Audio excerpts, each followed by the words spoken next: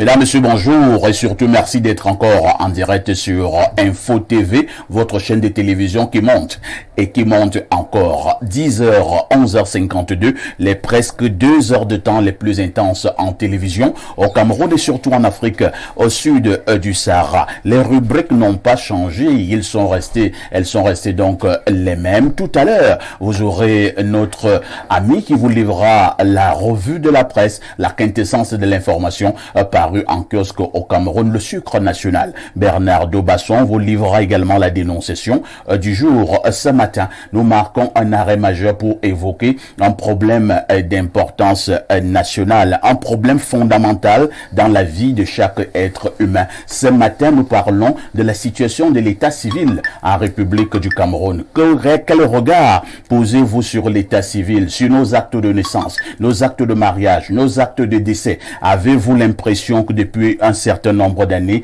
cette situation est restée floue en République du Cameroun? Quel regard posons-nous sur l'état civil en ce moment dans notre pays, le Cameroun? Nous en parlerons avec beaucoup de froideur, naturellement aussi avec beaucoup de profondeur, afin que nul n'en ignore. Si vous êtes connecté sur le canal 307, sur Canal Plus International, santé vous privilégie. Et nous commençons par accueillir ceux de nos invités et surtout de nos amis qui répondent déjà présents ce matin. Pour le grand exercice, ils sont encore là pour déminer l'espace. Je commence par M. Zambo. Gérard Bruno, bonjour. Bonjour, parfait ici. Bonjour à vos millions de téléspectateurs fidèles à Info Télévision. Comment vous allez? Bien, Dieu merci, je vais très bien. Je me porte très bien, la santé. Vous pouvez vous-même confirmer que mon physique qui est devant vous est tout de même en bon état et je crois que ma voix également reflète le corps que je porte. De toutes les façons, nous avons l'impression que les fruits de la croissance sont mis en exergue lorsqu'on vous regarde. Bien, le fruit de la croissance, je ne sais pas exactement à quoi vous faites allusion, mais... À tout ce qui a trait à la croissance. Oui, la croissance, elle est d'abord spirituelle. Alors, je dis Dieu merci parce que ce matin, j'ai pu faire ma prière et nous espérons que les fruits de l'esprit maintenant passeront au matériel parce que on ne peut pas seulement vivre de prière ou bien d'esprit. Il faut également que les moyens matériels de survie puissent accompagner cette volonté de vivre, car la vie est belle, hein, il faut le dire. C'est de ça qu'il s'agit. Je rigole parfois lorsque certains se donnent la mort. La vie est belle. Peut-être ils n'ont jamais goûté à la vraie vie, de toutes les façons.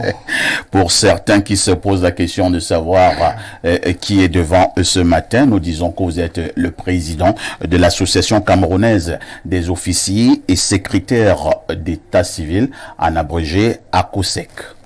Oui, la COSEC, Association camerounaise des officiers et secrétaires d'état civil, est une organisation de la société civile naturellement, parce que par nature, association reconnue par l'autorité administrative qui est déléguée en cette matière par les pouvoirs publics, par l'État, à savoir le préfet, dont nous avons notre récépissé de déclaration d'association.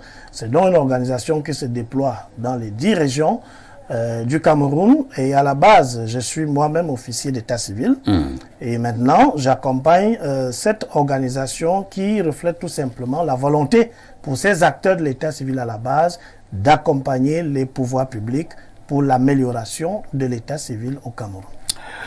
Prenez besoin de signaler que votre expertise nous sera d'un précieux apport pour édifier la grande communauté des téléspectateurs toujours connectés entre 10h et 11h52. En face de vous, le sucre national est présent. Bernardo Basson, bonjour. Bonjour, parfait ici. Bonjour aux co-discutants ce matin. Bonjour à tous les téléspectateurs du programme Espace Miné. Un bonjour spécial à la grande communauté Bassa de France qui m'a transmis ses salutations par mon père, Bombokpi Ngimbos, puis à qui je dis également bonjour ce matin, et à toute la confrérie du Mbok Matouk, présente au Cameroun ou au-delà du Cameroun. C'est un plaisir renouvelé pour moi d'être là ce matin. Aujourd'hui, c'est la journée internationale ou mondiale de quoi? Du tourisme. du tourisme. Vous comprenez pourquoi j'ai un sourire en coin de la bouche. Moi, je ne comprends pas. Oui, parce que il y a quelques semaines, le ministre du Tourisme et des Loisirs a décidé... Le ministre d'État. Oui, ministre d'État. Il ne faut pas blaguer avec ces blague, appellations. Le ministre d'État, Bello Bouba a Magari, décidé de continuer l'entreprise de désacralisation de notre patrimoine culturel Ngok-Litouba. J'aimerais annoncer à toute la communauté Bassa que le Nganbabok, c'est-à-dire la fête des ancêtres, se déroulera de ce côté-là à Ngok-Litouba à la fin du mois de novembre. c'est-à-dire que vous voulez défier le ministre. C'est-à-dire que nous ferons ce pourquoi la grotte existe au Cameroun, c'est-à-dire nous irons nous recueillir culturellement, célébrer nos ancêtres, célébrer le culte de nos ancêtres à Ngok-Litouba, et ce sera à la fin du mois de novembre, et j'y serai d'ailleurs. Merci. Aujourd'hui, c'est justement la journée internationale. C'est international ou bien mondial? Mondial. Journée mondiale du tourisme. Il faut dire que lorsqu'on parle de tourisme dans notre pays, le Cameroun, nous en parlons avec trop de légèreté. Pour ceux qui ont eu la chance de voyager, je ne vais pas parler de l'Europe. Allez simplement dans certains pays africains, vous verrez ce qu'on entend par tourisme et ce que ce tourisme donne comme revenu à ces États. Nous prenons le Maroc, nous prenons la Tunisie, nous prenons le Sénégal. C'est formidable. Le Rwanda. Depuis peu, ouais. L'Afrique du Sud également. Le tourisme est un domaine très important pour ces républiques qui justement ont reconnu cet aspect des choses. Très lucratif, je dirais. C'est vrai que dans ces pays, on a été avant-gardiste. On a compris qu'il fallait présenter quelque chose au monde et pas que subir ce qui vient de l'extérieur, qu'il fallait peut-être présenter notre patrimoine, notre culture, nos systèmes culinaires, nos systèmes vestimentaires, etc., nos différents codes. Le tourisme est vaste. Oui, bien sûr. Mais au Cameroun, on a l'impression qu'on ne tient vraiment pas à cœur les questions de tourisme et que notre ministère de ce côté-là peut-être n'est pas suffisamment actif. Mais on espère qu'avec le temps... Vous vous rappelez d'un seul acte que le ministre d'État en charge du tourisme a posé au Cameroun? Dans le sens de promouvoir le tourisme. Promouvoir le tourisme. Je ne m'en souviens. Je ne dis pas qu'il n'y en a pas, mais moi je ne m'en souviens pas. Moi non plus. Voilà. Mais je vais quand même continuer à chercher. D'accord, il serait bien de chercher quand même. Il est fort possible qu'il a posé un certain nombre d'actes et que nous ne soyons pas au courant. Oui, c'est possible. Nous allons fouiller. Nous allons même faire même appel à nos ancêtres s'ils peuvent avoir une idée. Tout à fait. Merci Bernardo. À côté de vous, nous accueillons un autre digne fils du côté du Nyon et qu'il est plus précisément à Boumniebel. Pierre Blériot-Niémé, bonjour. Bonjour, monsieur Parfait ici et toi? Comment vous allez? Je vais assez bien et je rends grâce à Dieu pour cela. Je dis bonjour à vos millions de téléspectateurs et bonjour à votre panel. Aujourd'hui, vous allez, comme d'habitude, nous donner la citation du jour. Un bon conseil doit partir d'une bonne intention. Autrement, ce n'est que pure vanité. On peut reprendre. Un bon conseil doit partir d'une bonne intention. Autrement, ce n'est que pure vanité. On peut un tout petit peu expliquer. Quand vous donnez un conseil à quelqu'un, si l'objectif est de lui montrer que vous savez des choses qu'il ne sait pas, que vous avez des compétences qu'il n'a pas, c'est une pure vanité. L'intention doit être bonne. D'autres même vous donnent des conseils dans le but de vous humilier. C'est ça de la vanité. Donc, un bon conseil doit partir d'une bonne intention. Quelle est l'intention qui vous habite au moment où vous entreprenez de donner un conseil à quelqu'un? Si l'intention est malveillante, si elle est malicieuse, si elle vise à dénigrer, vous voyez, des choses qu'un ami pourrait vous dire à deux en catimini, il attend de voir les gens pour qu'il y ait des témoins. Surtout lorsqu'il y a ton épouse ou bien ta petite. Et voilà. Moi, j'avais un cousin à aider pour parler rapidement de lui. On l'avait gâté depuis le ventre de sa mère. Oh là là. Oui, parce que lui, nous étions encore tout petits. On faisait les jeux de sable, là, on draguait les petites filles. Et moi, j'avais commandé une bague pour une fille que je draguais. Le cousin en question, comme il avait la passoire au niveau de la bouche, C'est-à-dire, sa bouche était trouée. Oh là là. Pendant que mon père est assis autre, qui me dit que mais, c'est comme si tonton Canari va te livrer ta bague là demain. Ok. J'essaie de faire celui qui ne comprend pas ce qu'il dit. Il dit non, la bague que tu as commandée pour Ngotel.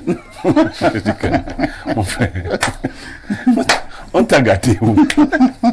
Donc, un bon conseil doit partir d'une bonne intention. Autrement, ce n'est que pure vanité. Merci beaucoup Pierre Blériot pour cette autre sagesse matinale. Est encore attendu sur ce plateau, sur cette plateforme d'échange Duval Le Bal et Balé, qui est un homme politique. À tout de suite pour la suite.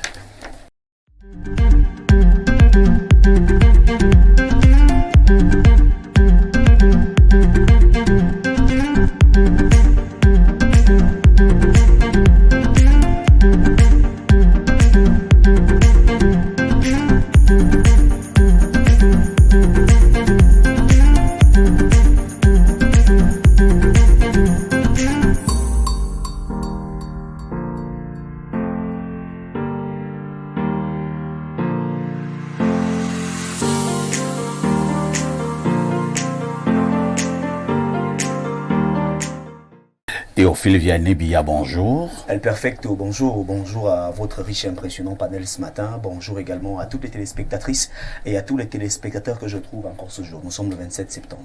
Le 27 septembre 2023. Oui. Dans quelques mois, ce sera la fin de cette autre année. Hein. Bien sûr. Vous êtes prêt pour cette fin d'année? Non, pas du tout. Pas du tout. D'accord. De toutes les façons, vous avez eu une bonne nouvelle hier. Hein? Ah, mais on ne va pas dire aux téléspectateurs. Vous avez eu une bonne nouvelle. Vous avez réussi avec brio à une très grande école hein, au niveau du Cameroun. Je vous adresse sincèrement mes félicitations. Merci. Habituellement, mes prédictions donnent toujours. C'est ça. Mais les téléspectateurs se demandent, oh, il a réussi à quel concours? Je ne dis pas, mais je connais. Je ne dis pas. Ah oui. Il passe comme un de ses grands frères. Qui avait fait quoi? Qui avait réussi au même concours. Ah bon? Après, il s'est fâché. Il s'est fâché, il dit qu'il ne parle plus. Pierre Blériot, tu es taquin. Je ne sais pas. Mais il dit qu'il ne parle plus. Bon. On a gâté avec la taquinerie. Son cousin là. Théophile Vianney-Billa, pour l'instant, est encore l'homme de la revue, de la presse.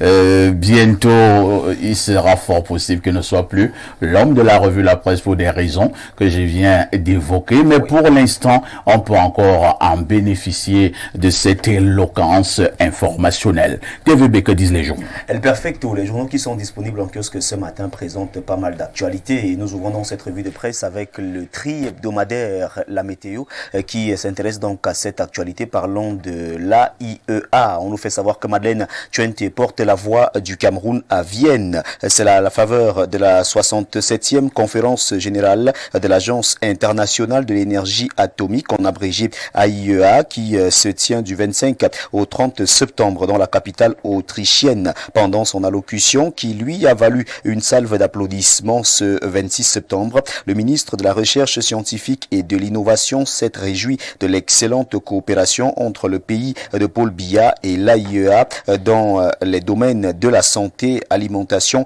agriculture, eau et environnement, ainsi que radio, protection et TCRA. Le journal La Météo en parle en page 3 et nous présente donc l'intégralité de l'actualité ce matin. Insécurité à Tangandji, les mototaximens en garde. C'est la une du journal Info Matin. Au cours d'une réunion ce 26 septembre à Yaoundé avec les syndicats du secteur en présence des autorités administratives et du maire de la ville, le ministre de l'administration territoriale les a informés qu'ils ont jusqu'au 30 octobre prochain pour se conformer. Par ailleurs, tout conducteur d'engin à deux roues devra, à compter de cette date, non seulement arborer son chasuble numéroté, mais également présenter à chaque contrôle sa carte nationale d'identité, l'immatriculation de la moto et son permis de conduire. Et si on laissait ce journal pour retrouver également en kiosque le quotidien bilingue gouvernemental Cameroun Tribune revient également sur cette activité de moto-taxi, la chasse aux brigands.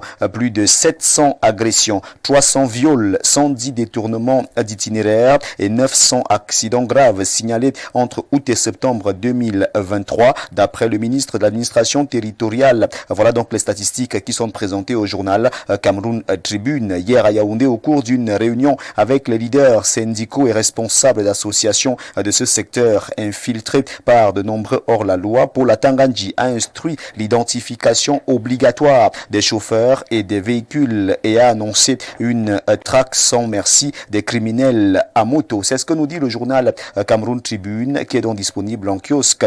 Mutation de Georges Alain Boyomo reste également dans cette même actualité et parle d'insécurité. Le seuil critique au cours des seuls mois d'août et de septembre 2023, plus de 700 cas d'agression, 300 cas de viol, 110 détournements d'itinéraire, 900 cas d'accidents graves ont été enregistrés à Yaoundé. Le ministre de l'administration territoriale, Paula Tangandji, interpelle particulièrement les conducteurs de moto. Le journal en parle ce matin et revient donc sur cette communication en page 5. Le quotidien de Jules Brice Ngaba, en sa une du jour, s'intéresse également à cette même actualité. Moto-taxi, 30 jours pour se conformer. Voilà le délai qui est présenté par le journal de Jules Brice Ngaba, qui est disponible en kiosque ce matin et qui nous fait donc savoir que cette rencontre s'est tenue du côté de l'hôtel de ville de Yaoundé. Identification des conducteurs de moto-taxi et lutte contre les agressions. Le MINAT durcit le temps. Le tri hebdo le soir de Feu Armand Bianda nous le fait savoir ce jour et présente l'actualité en page 3. Le messager de Feu Pius Ndiawe, qui est disponible en kiosque, n'a pas loupé cette actualité. Le journal qui est géré par Jean-François Chanon parle également de moto-taxi. Gare aux brebis galeuses. L'exclamation du journal Le Messager barre la grande une de ce journal qui est en kiosque. Ulcéré par la montée vertigineuse de l'insécurité, Tangandji promet l'enfer au hors-la-loi qui infiltre les rangs des conducteurs de moto-taxi pour s'aimer la terreur. Ce journal parle également des éliminatoires de la CAN féminine 2024 et le journal Le Messager nous fait savoir en page 12 que le Cameroun est éliminé. Éliminatoire CAN féminine de football, on en parle également avec le journal Le Jour d'Aman Manat. Le Kenya sort le Cameroun. Les Lions indomptables vont manquer pour la première fois cette compétition. Des entraîneurs et observateurs réagissent face à cette actualité sportive.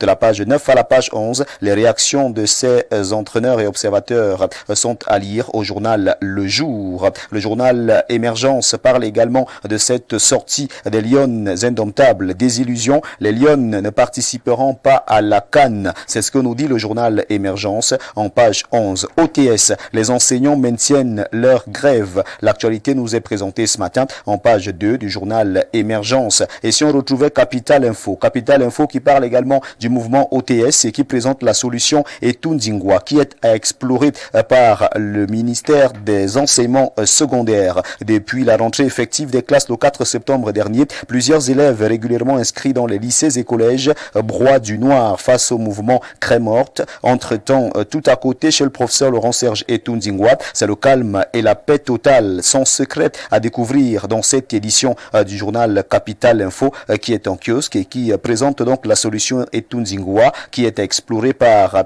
le ministère des enseignements secondaires. La République Presse de Timothée et Somba Bena parle de Garoua et présente la vitrine du Cameroun pour revenir sur la journée mondiale de l'habitat édition 2023. Cette cérémonie a donc connu la présence de plusieurs responsables et a été présidée par Célestine Kecha-Cortés par visioconférence. On en parle ce matin avec le journal de Timothée et Somba Bena. Nous refermons cette revue de presse avec ce mensuel qui nous vient de l'IRAD. Le mensuel qui parle donc des activités de l'IRAD présente le statut spécial. Les chercheurs de l'IRAD disent merci au président Paul Biya. Le mensuel électronique d'information bilingue de l'Institut de recherche agricole pour le développement. Ce journal qui a donc pour directeur de publication le docteur Noé Weng dans son numéro 1 de ce jour parle donc ici de ces chercheurs qui disent merci à Paul Biya. Parlons du statut spécial. C'est avec ce mensuel que nous refermons donc cette deuxième partie de la revue de presse sur Info TV. Mesdames, messieurs, de votre aimable attention, infiniment merci et nous vous invitons très massivement à vous rendre dans les kiosques pour vous procurer un journal au prix de 400 francs CFA pour que vive la presse camerounaise. Implacable, intouchable, inattaquable et inaliénable reste votre fidélité. Merci de faire confiance à Info TV dans le cadre de l'information. C'était bel et bien la revue de presse Acte 2 avec Théophile Vianney Billard. Appelez-moi TVB si vous le désirez. Merci El Perfecto. Moi, je le désire et j'en ai d'ailleurs convenance. Je vous Merci. appelle TVB. Merci. TVB, vous ne partez pas après cette brillante revue La Presse.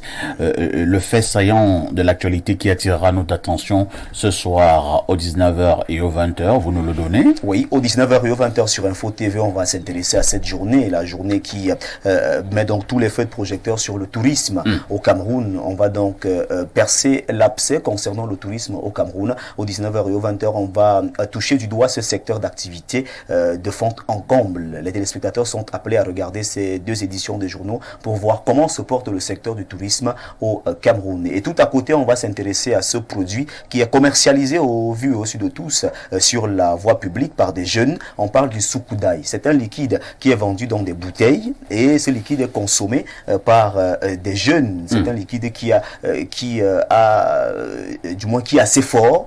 Et Le soukoudaï. Oui, le soukoudaï. C'est un liquide qui est clair. Oui, habituellement, C'est comme de l'eau. C'est comme de l'eau. Mais dans cette bouteille, au fond, il y a un liquide qui est gluant. Donc, on ne sait véritablement pas quelle est la substance qui est consommée par les Camerounais. Mais il faut dire que c'est pas ce liquide que certains présentent, enfin ceux qui le vendent. Ils disent que ça lave les poumons, Exactement. ça nettoie les reins, oui, on présente ça que le bon purifie le côté. sang. On ne sait même pas si c'est ce que ça fait, de toute façon. Vous vous mettez à ingurgiter des choses et des Oui, choses oui. qui peuvent vous amener au cimetière. Exactement. Vous savez qu'il y a Le soukoudaï. il y a une vidéo qui circule depuis un Dans certain Daï, temps. il y a la mort. Oui. Dans Daï. Donc, si on essaie de traduire un peu, on peut traduire ça simplement en disant secoue et meurt. Donc, secoue Daï. C'est une tradition qui n'est pas vraiment... Oui. Moi, je n'ai jamais vu de ces liquides. Exact. Il y a parfois, on est assis à un endroit, ces gars viennent, et ils tapent, exemple, ils tapent ils ont un petit fer. Et je vois certains amis boire cette affaire. Habituellement, le produit que moi je consomme, parce que ces gars ont également des écorces. Oui. Oui, des écorces qui soignent véritablement, qui soulagent de la fièvre ou Tout alors à fait. Du palu. Donc, moi je consomme ces écorces. Mais ces fameux Ils ont aussi produits, des produits pour la force aux fesses. Oui. Bon, ça sont les produits que toi tu consommes. Certainement. c'est ce que toi tu consommes. Je n'ai pas dit que c'est ce que je consomme. Non. Peut-être pas d'accord, on consomme. Mais il a reconnu un bien produit. pour lui. Il a reconnu un produit qui est vendu par... Non. Théophile Vianney. Perfecto. À demain 10h. Avec le même plaisir et le même bonheur. Très bonne suite d'émission à vous. Merci. Alors, lorsque TVB nous livrait cette quintessence de l'information parue en kiosque au Cameroun, il y a une actualité qui a retenu mon attention, l'actualité sur les mototaximens au Cameroun. L'essentiel de la presse nationale en parle ce matin. C'est à la suite de la sortie du ministre de l'administration territoriale, Paul Atanga Nji. Il faut quand même aussi relever pour essuyer une larme pour ce qui est du sport, que les Lions indomptables du Cameroun ont été éliminés hier, donc éliminatoire CAN féminine 2024. Le Cameroun a donc été éliminé hier, c'était face à la formation kenyane, et il faut marteler que c'est la toute première fois que nos Lions indomptables ne participeront pas à une phase finale de la Coupe d'Afrique. Nous avons des larmes lorsque nous le disons. Alors, je voudrais quand même passer la parole à Pierre Bléreux-Niamek pour coller un commentaire sur l'actualité ayant trait aux motos-taximens. Tanganji met les motos-taximens en garde. C'est la grande une du journal Le Quotidien Info Matin du très grand frère Dieudonné Vent. Alors, à Tanganji, le ministre ne cessera de nous surprendre. Hier, il a sorti encore, je ne sais pas s'il faut appeler, c'est une autre figure de style. Il a dit que lui, c'est le Moulinex. Et les autres, ce sont les condiments. gens, dont les terroristes, ceux qui veulent déstabiliser le pays, les désordonnés. Et vous savez comment ça se passe? Et dit, on prend les condiments, on les met dans le moulinex et s'il n'y a que la pâte qui en ressort. C'est ce qu'il promet à ces hors-la-loi et notamment aux mototaximens. Réaction de Pierre Blériot-Niamec. Oui, il est courant que le ministre Atangandi fait la concurrence avec le coach des Lions et Rigobert sont en matière d'adage.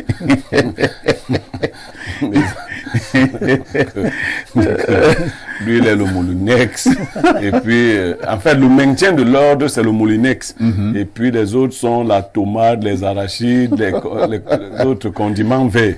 Quand on met dans le moulinex, bon, il y a un mototaximan qui m'a dit comme ça aussi en passant, qu'il y a des condiments qui gâtent souvent le moulinex. Incroyable. Bon, voilà donc les mototaximens qui vont trouver le ministre Atangandi sur le chemin. Il dit qu'il y a des condiments, quand tu les mets dans le moulinex, ça bloque le système. Bon, vous savez, on va s'habituer à chaque ministre avec son style. Hein. C'est vrai que ça, c'est pas mon style. Il est un English speaking. Oui. Et rien n'interdit que le ministre parle souvent en anglais, qu'on traduise. Bon. Je ne sais pas si... Est-ce qu'il a un problème de parler en français? Non, mais c'est un collaborateur. Vous savez, non, moi, je prends la chose plus au sérieux. Nous-mêmes, nous sommes sérieux. On a l'impression, avec ce style-là, moi, ça me gêne un peu. Pourquoi ça vous gêne?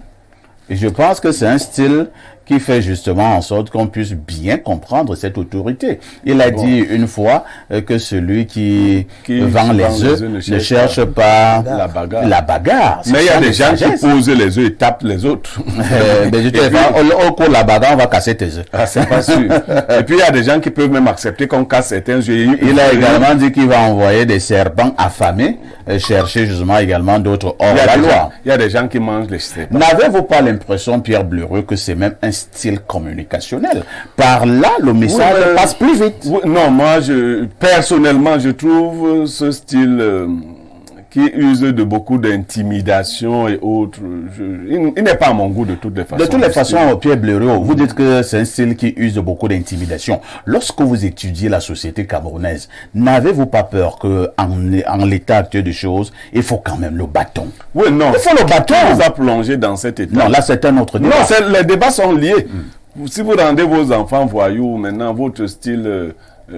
intimidant et tout ça, de toutes les façons. Maintenant, le but même, c'est de dire aux gens qui instaurent l'insécurité à travers les motos, par l'usage des motos, taxis, qu'on va les stopper. Il faut les stopper parce que c'est un grand problème. À Yaoundé, aujourd'hui, vous êtes tenu quelque part, parfois ici, en attendant un taxi, des gens jaillissent sur une moto et vous arrachent un sac, vous arrachent un téléphone et se fondent dans l'air, sachant que la circulation est un peu difficile. Moi, je suis de ceux qui pensent que sans tambour ni fanfare, quand on arrête un voleur dans ce style-là, avec l'objet de vol, il faut le pendre. Ah bon? Oui. Devant ses confrères. Il y a les droits de l'homme. Hein? Les droits de l'homme n'aiment pas ce genre de langage. Quand on parle de droits de l'homme, il faut savoir de quel homme et de quel droit on parle. Donc il faut le prendre. Ça donne une sorte de palu à ceux qui voient ça. Vous voyez que lorsque vous-même vous parlez comme ça, vous êtes même plus dur qu'Atangandi. Non, je suis plus dur, mais moins vulgaire. Qu'est-ce qu'on mettait dans vulgaire? Quand Atangandi parle comme il parle, on se comprend mieux. Les condiments, Bon, on va passer la parole à notre ami Zambo. Alors, Zambo, le ministre a donné un mois aux mototaximens de se conformer. Le ministre Atangandi est d'ailleurs très énervé, très en colère. Il y a certains mototaximens qui refusent carrément de se faire identifier. Alors, quand vous avez quand même un mototaximen qui ne veut pas s'identifier, est-ce qu'il n'est pas du coup suspect? Bien, merci Parfait ici. Ce sujet cadre bien avec la thématique centrale de l'émission de ce jour. Parler de l'état civil. Tout à fait. Et vous parlez là de l'identification. Là, je comprends. Des mototaximens. Alors, je reviens maintenant sur l'annonce ou alors l'injonction de monsieur le ministre de l'administration territoriale. étant le Moulinex, ce que je voudrais dire en tant qu'analyste, c'est que il faut tout au moins identifier les condiments qu'on met dans le Moulinex. Pour ne pas arriver à cette situation où certains condiments peuvent gâter le Moulinex. Pourquoi je le dis? Parmi les mototaximens au Cameroun, il n'y a pas que les sans-emploi ou les chômeurs. Le processus d'identification, si vous menez l'enquête, vous allez vous rendre compte que vous avez des étudiants parmi les mototaximens parce que ils ont, par exemple, à l'université de Yaoundé 2, les étudiants ne vont pas à l'école de lundi à dimanche. Dans aucune Il y en a qui vont 3 jours sur 7 ou 4 jours sur 7. Le reste des jours, ces jeunes-là empruntent parfois des motos pour essayer de pointer, comme ils disent, et se faire un peu de ressources pour survivre.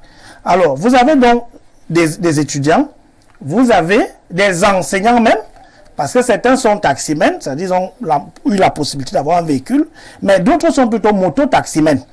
Par conséquent, c'est un secteur qu'on a reconnu sur le plan professionnel. Je ne vais pas refaire l'histoire ici. On a reconnu ce secteur, mais il reste encore l'épineux problème de l'identification. Parce que lorsque on veut classifier, ou alors on veut même regrouper les mototaximens, à qui est-ce qu'on a donc affaire exactement? Ceux qui ne sont pas étudiants, ceux qui ne sont pas enseignants, ceux qui ne sont même pas commerçants dans une autre vie, et qui n'ont que cette moto comme activité, est-ce que ces gens peuvent véritablement d'abord justifier leur existence légale? C'est-à-dire, est-ce qu'il y a un document, est-ce qu'il y a quelque chose qui peut permettre à monsieur le ministre de pouvoir distinguer X ou Y là-dedans? Monsieur Zamo, je ne vous stoppe pas, mais nous sommes là au niveau de la norme. C'est-à-dire, vous-même vous avez dit que cette affaire est déjà considérée comme un corps de métier. Alors, si vous arrivez dans un corps de métier, vous devez vous conformer, oui ou non? Je commence donc par dire que ce n'est pas la faute à celui qui exerce le métier, parce qu'il ne peut pas être juge et partie. Pourquoi vous vous plaisez dans une espèce de non-conformité? Non, ce n'est pas un problème de non-conformité. Même si tu fais le taxi une fois par mois, vous devez vous conformer à cette activité. Vous savez, monsieur Parfait, ici, oui. Vous êtes un brillant journaliste. Et en jouant le jeu de cette question, je voudrais simplement dire que il faut plutôt ovationner l'œuvre de quelqu'un qui fait vraiment quelque chose dans le sens du dialogue. C'est-à-dire à Tanganji? Non, pas encore. Vous avez appelé quelqu'un d'autre, monsieur Dialogue Social, le ministre Grégoire Oona, qui gère les syndicats de part et d'autre et qui s'est souvent réuni ces gens autour d'une table. Vous savez, c'est deux domaines différents et deux tempéraments. Dès que vous séparez, c'est justement ça le problème. C'est parce qu'on a à un moment donné l'impression que chaque chef de département ministériel évolue dans son couloir et que les autres peuvent ne pas intervenir. Lorsque le Premier ministre a pris cet arrêté concernant l'organisation du secteur des mototaxis sur recommandation ou bien instruction du chef de l'État, est-ce que les autres maillons de la chaîne ont suivi pour structurer et organiser le secteur? Je vous prends un exemple. En un mot comme en mille, qu'est-ce que vous voulez dire de manière concrète? Je voudrais dire que pour ne pas seulement envoyer les messages pour broyer, il faut d'abord se rassurer que... Broyer comment? Tu peux mettre des condiments et Néo coupe au courant. Tu fais comment? Ça ne va plus broyer. Il faut d'abord se rassurer que l'organisation du secteur des mototaxis tient depuis la base. Très bien. Il faut qu'on se rassure de cette organisation avant maintenant qu'on ne vienne à la répression. Moi, nous allons vous donner quelques chiffres. J'ai vu les condiments dans les Moulinex sans énergie électrique. Nous allons vous donner quelques chiffres. Je pense nos confrères de Cameroun Tribune, le journal que continue à diriger jusqu'à ce matin Marie-Claire Nana, ont été un peu plus explicites sur les statistiques. Vous parlez en riant. Bernardo, j'espère que toi tu vas mettre un peu plus de conscience. On vous dit que d'août à juillet dernier, il y a eu plus de 700 détournements de destination, plus de 300 viols, ainsi de suite, sans compter les personnes qui sont mortes. En un mois, par les statistiques qui sont données. Est-ce qu'on doit continuer à parler de cette affaire avec en riant? Bien sûr que non, Parfait ici. Mais cela postule de deux grandes difficultés. La première, c'est que, politiquement parlant, l'administration présuppose la mise en place du contenant avant le contenu. Tu recommences Sauf aussi. qu'au Cameroun, on n'a pas pensé à l'activité avant. Elle s'est imposée à l'administration qui a tenté Vous me d'arrondir les décevez bords. tous ce matin. Deuxièmement, au Cameroun, aujourd'hui, parmi les principaux vecteurs de l'insécurité, ce secteur est peut-être le plus important. Tout à fait. Et dans ce sens, la sortie du ministre, même si je la trouve particulièrement drôle, est dans le bon droit. Parce qu'il y a deux façons d'instaurer l'ordre. Soit on éduque lorsque c'est possible, soit on sème le chaos.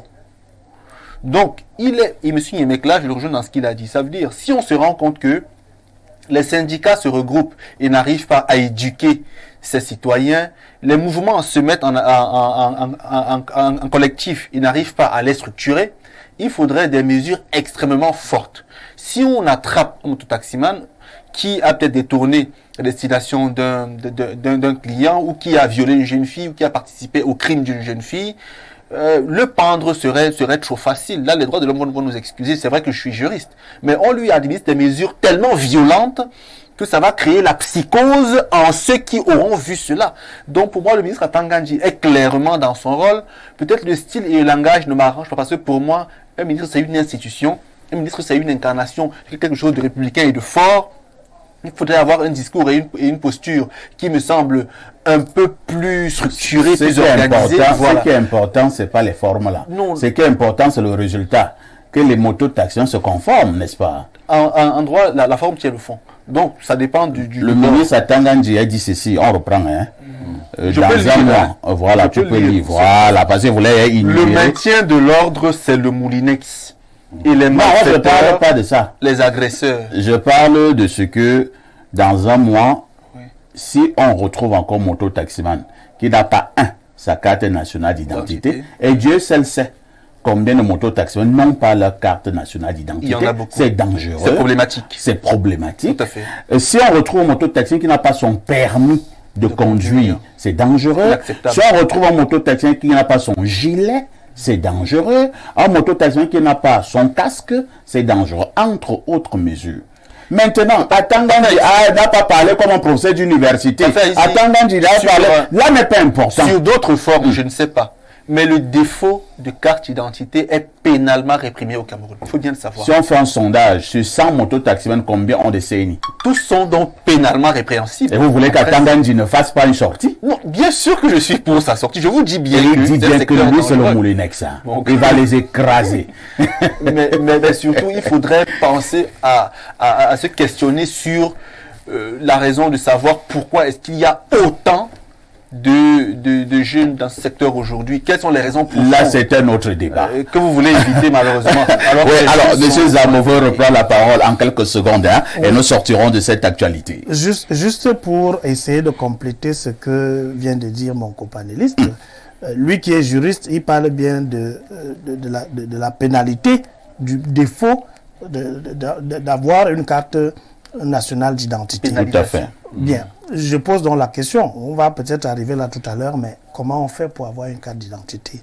Et pour aller trouver un mototaximan qui n'a pas de carte d'identité, comment est-ce que vous faites cela? Quelles sont les mesures? Quel est le dispositif? Est-ce que c'est un secret? Qu'on nous présente le dispositif qui permet de savoir qu'un jeune qui veut faire de la moto taxi, voilà le chemin par lequel il doit passer pour exercer Tout dans à cette fait. profession. Ça ne doit pas être un secret. Qu'on nous dise, qu'on nous présente le schéma d'accession à la fonction ou bien à la profession de moto. Ce que j'ai énuméré là, on vous dit déjà ce qu'il Taximan. faut. Il faut avoir un permis, c'est-à-dire vous apprenez à conduire la moto. Oui. Il faut avoir une CNI, c'est du nationale d'identité. Il C'est faut même avoir pas un tout. gilet, il faut avoir un casque. Ce n'est- Vous ce voulez n'est- qu'on vous dise mais encore quoi? Ce n'est pas tout, monsieur Parfait, ici. Ce n'est pas tout. Il faut encore quoi? Voilà, par exemple, vous avez des étudiants qui sont, je n'ai rien contre les pays voisins, je ne veux même pas citer, mais qui viennent des pays voisins, qui se retrouvent en train d'être moto-taximan à soi, en Guayaquil, partout. Est-ce que ceux-là, vous pouvez les séparer objectivement de ceux qui sont camerounais? Vous ne pouvez pas. C'est pour ça que je dis le schéma. Comment est-ce que c'est tout le monde qui doit rentrer là juste parce qu'on a un permis de conduire, parce qu'on a un gilet? Non. C'est pour ça qu'il faut trier parmi, d'abord, avoir un bon système de tamis, de tri des condiments avant de les mettre dans le moulinex. C'est compris, hein. On retient tout simplement que un mois a été donné à cette catégorie de personnes pour se conformer. Sinon, ils trouveront le ministre Atangandji en chemin. Lui qui est le moulinex. À tout de suite pour la suite. Ton fou là.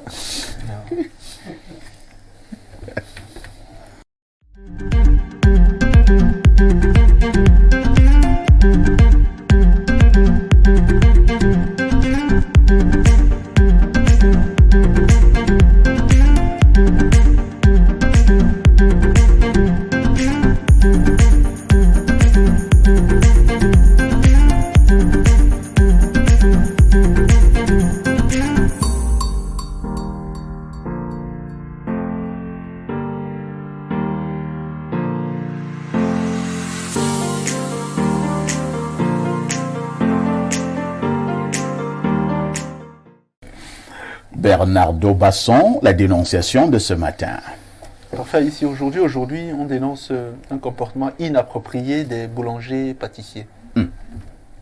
Depuis quelques semaines, la NOR, ainsi que d'autres organisations de défense des droits des consommateurs, condamnent le fait que les boulangers et pâtissiers intègrent dans leur farine, dans leur pâte à pétrir, du bromate de potassium.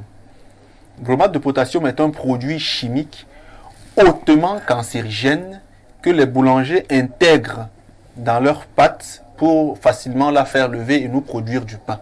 Donc aujourd'hui au Cameroun, beaucoup de pains sont consommés, mais sont produits en tenant compte ou alors sont produits en intégrant dans leur composition une substance chimique hautement dangereuse. Donc j'ai pensé qu'aujourd'hui il fallait que les démineurs s'y penchent pour qu'on s'interroge sur les raisons pour lesquelles la NOR ne frappe pas encore suffisamment dur, ainsi que le ministère du Commerce, afin de protéger les citoyens. Il y a quelques semaines, on parlait ici du formol dans les aliments. Aujourd'hui, on parle du bromate de potassium dans le pain. Donc, face à cela, les démineurs, ce matin, on fait comment? Merci. On va passer la parole à Pierre Blériot-Niémec. Le constat qui s'en dégage est que de manière... j'ai peur de manière collective, certains qui vendent des produits alimentaires veulent tuer les Camerounais. Effectivement, l'actualité a fait grand bruit il y a quelques mois, cette affaire de formol dans certains aliments. Maintenant, c'est le DG de la NOR qui nous parle également de cet autre produit que vous qualifiez vous-même, Bernardo, de produit extrêmement dangereux, produit chimique, le bromate de potassium que l'on met dans la farine pour produire du pain. Alors, Blériot, je reviens à ma question. Face à ces dangereux commerçants, il faut toujours leur parler le français de l'amphi? Parfait, ici, on ne le dira jamais assez. La fraude corrompt tout. Aujourd'hui, c'est la moelle épinière des Camerounais qui est attaquée par la fraude. Tout le monde veut se faire de l'argent à tout prix, à tous les prix. Mais il y a aussi une catégorie de personnes dans la classe des commerçants. Des commerçants qu'on appelait avant véreux, maintenant ils sont terreux, ils sont teigneux, ils sont d'une méchanceté indescriptible. Ils usent et abusent de la confiance de la clientèle. Je crois que si les services en charge de contrôle faisaient vraiment leur travail, on surprendrait beaucoup d'autres choses. Le directeur général de la NOR avait dit qu'il n'avait pas les kits pour déterminer un certain nombre de choses. Je crois que si l'expertise est vraiment menée sur nos produits de consommation, on va se rendre compte que nous sommes assassinés tous les jours. Nous sommes empoisonnés par ces commerçants-là. Vous savez, il y a des supermarchés ici dans lesquels on vend des produits totalement périmés. On va même jusqu'à modifier les étiquettes. Tout à fait. Quand on fait ça, normalement, un tel supermarché doit être fermé. Mais vous allez encore voir des gens faire des interventions. Il est ceci, il est cela. Il y a une mentalité de recherche effrénée de l'argent. Le goût du lucre, seulement l'argent, la personne humaine D'ailleurs, vous avez des gens qui pensent que l'être humain n'est qu'un moyen pour s'enrichir. Vous voyez, il y a des gens qui estiment que même si on tue les gens, tant qu'on a de l'argent, comment on dit ça, les moyens importent peu, c'est la fin qui est importante. Donc, la Nord ne fait pas suffisamment son travail. Ça, on peut le constater. Parce qu'au lieu de se plaindre, on devrait voir des cas. Peut-être là, donc, on peut penser qu'Atangandi peut remplacer même la Nord. Je crois qu'il y a même un service dans le domaine de l'administration territoriale. Vous voyez donc, face à ce genre de commerçants, comme vous-même vous disiez, véreux, terrés, que disent encore, il faut justement les mettre dans le moulinex. Bon, on peut les mettre dans cet appareil-là. Il faut les mettre dans le moulinex, Blériot. Oui, mais ce que nous... Si on te met dans le moulinex, tu en ressors en pâte. Les autres auront peur. Non, il faut frapper dur. Voilà. Il faut frapper dur. Mais la méchanceté est globale.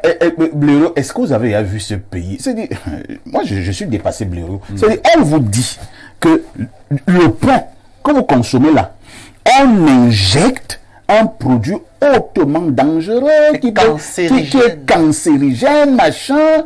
Blériot, vous avez vu ça dans des pays? Oui, mais parfois... Et nous mangeons ce pain tous les jours, non, ainsi de suite. Vous ne faites pas attention au fait que ça, c'est des problèmes sectoriels. Aujourd'hui, le Camerounais se fiche pas mal de la santé ou de la sécurité de son frère et de l'être humain. Il recherche prioritairement l'argent. Quand vous montez, nous parlions des mototaximans, vous voyez des gens portent 3, 4 personnes, 5 personnes sur une moto. Oui. Bon, les personnes même qui montent ne s'aiment pas elles-mêmes. Parce que je ne comprends pas comment des êtres normaux, à Yaoundé, pas au village, parfois ici, vous rencontrez en plein carrefour Nkouaban, une famille, 4 gros garçons. Sur une moto. Sur une moto. Et j'aime vous dire que le mototaximan vous taxe par tête. Donc, logiquement, on ne comprend pas que vous acceptiez de vous retrouver autant sur une moto. Si vous êtes un peu logique, vous savez que ça déséquilibre le mototaximan qui doit vous porter. Naturellement. Bon, le gars, en même temps, il fait des zigzags, il entre partout, et vous êtes là comme 4 cadavres, mimbim. Bon. Vous voyez les gens tétanisés, ils ne disent rien. Le mototaximan les emmène partout. Non, il m'est déjà arrivé de monter sur les motos. Quand je monte sur une moto, je vous tapote. Je vous dis un peu qui je suis. Je vous explique que les gens aiment m'écouter. Que je représente tout mon village. Le mototaximan me dit, mais je dis non. En fait, il faut que tu saches que si aujourd'hui je suis sur ta moto, tu es honoré. Donc tu vas devoir bien te comporter. Et dès que je te vois vouloir faire, je te dis, mon petit, je t'ai expliqué. Toi, tu peux mourir à Yaoundé. On va t'enterrer à soi. Moi, c'est un événement. La mort. Donc, calme-toi. Vas-y, va doucement. Une fois que tu m'auras déposé, bon, tu recommences tes folies là. Merci. Hein. Alors, c'est quand même compliqué cette affaire. Hein.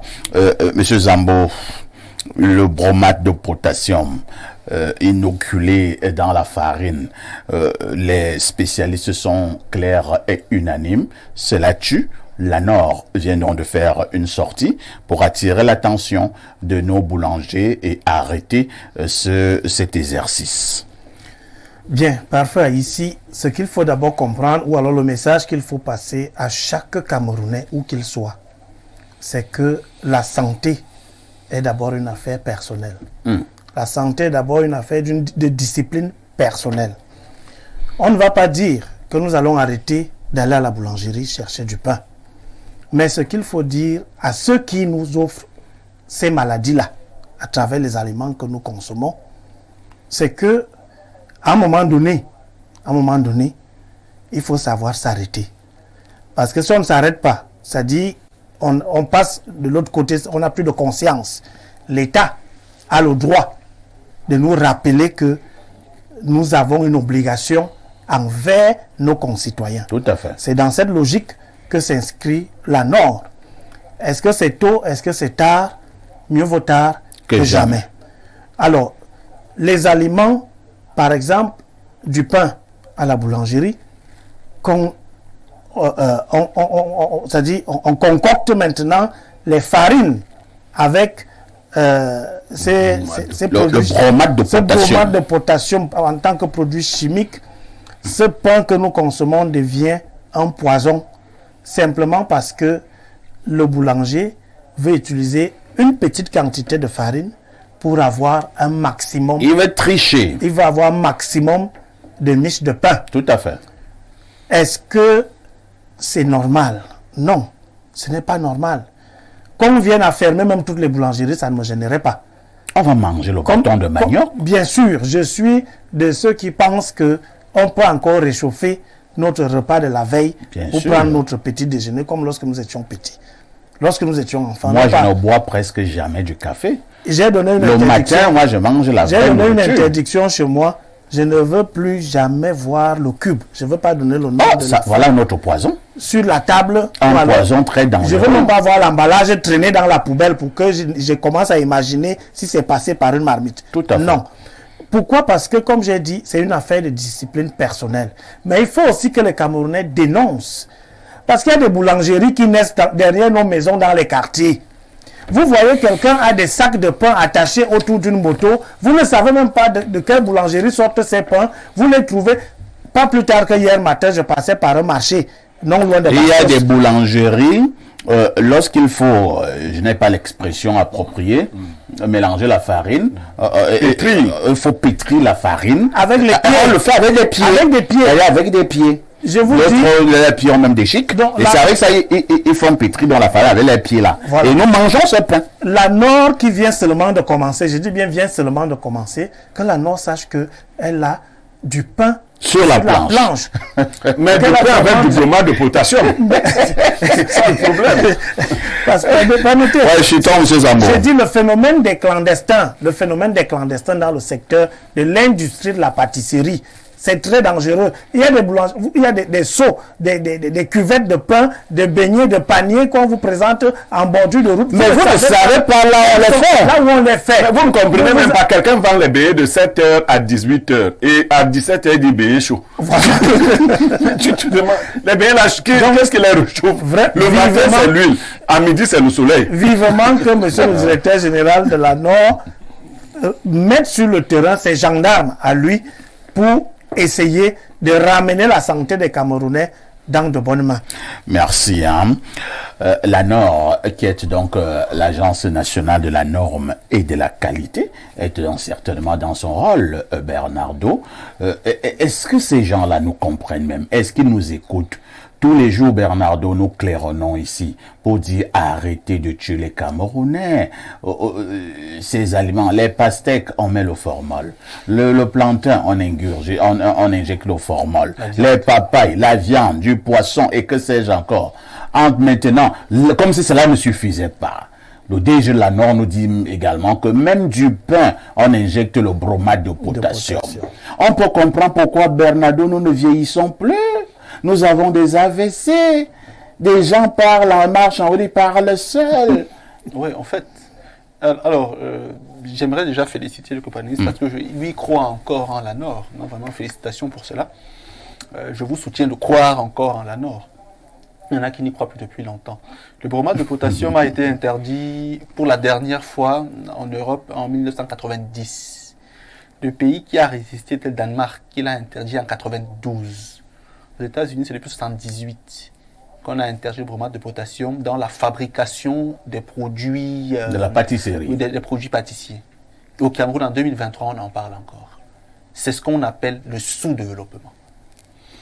Plus loin, parmi les droits fondamentaux de l'homme, il y a le droit à la santé. Ça veut dire qu'aujourd'hui, l'association des pâtissiers peut être poursuivie devant les organismes même internationaux pour des questions relatives au droit à la santé qui constituent les droits fondamentaux de l'individu. À l'échelle interne, l'article 258 du Code pénal précise que est puni d'une peine d'emprisonnement allant de 3 mois à 3 ans, je pense, ou d'une amende allant de 5 000 à 500 000, quiconque concourt à altérer les aliments propres à la consommation des hommes ou des animaux. Donc, c'est pour vous dire Quelle est la batterie de sanctions susceptibles de s'appliquer à ces pâtissiers méchants qui concourent au quotidien à rendre les Camerounais malades? Maintenant, qu'est-ce qu'il faut faire? 2 choses. Vraiment, la norme, moi, je n'y crois pas. Que le ministère de la Santé, le ministère du Commerce, le MINAT et les associations de défense des droits des consommateurs, entre guillemets, auxquelles moi je n'y crois pas, mènent des actions. Finalement, vous ne croyez à rien. Non, j'ai cité le MINSanté. C'est pas une question de foi. Hein. Le MINSanté, le MINAT et le MINCommerce devraient agir de manière concertée pour organiser une traque contre les pâtissiers qui, dans leur fabrication du pain, intègrent ce produit-là. Qu'on les arrête. On arrête les promoteurs de cet établissement-là, parce que forcément, ils sont au courant de cela. Qu'on les mette là à la poste centrale, qu'on les fouette d'abord bien. Parce que parfois, dans ce pays, on a l'impression qu'il faut la chicote pour aider certaines personnes. Il faut le Moulinex. Il faut le Moulinex. Voilà. Il dit vous allez tous donner raison à Tanganji. Bon, peut-être. Bon, vous allez au Cameroun, dès que tu commences à parler calmement aux gens, vous leur dites que vous voyez, monsieur ici, lorsque vous mettez du bromate de potassium dans du pain, ça peut tuer des individus, ça peut donner du cancer. Vous voyez, ce n'est pas bien pour la société. Dès que tu parles, dès que tu racontes pour toi là-bas. Mais maintenant, si tu changes la méthode, on est au courant qu'à ici, tue les gens à travers le bromate de potassium qu'il injecte dans du pain.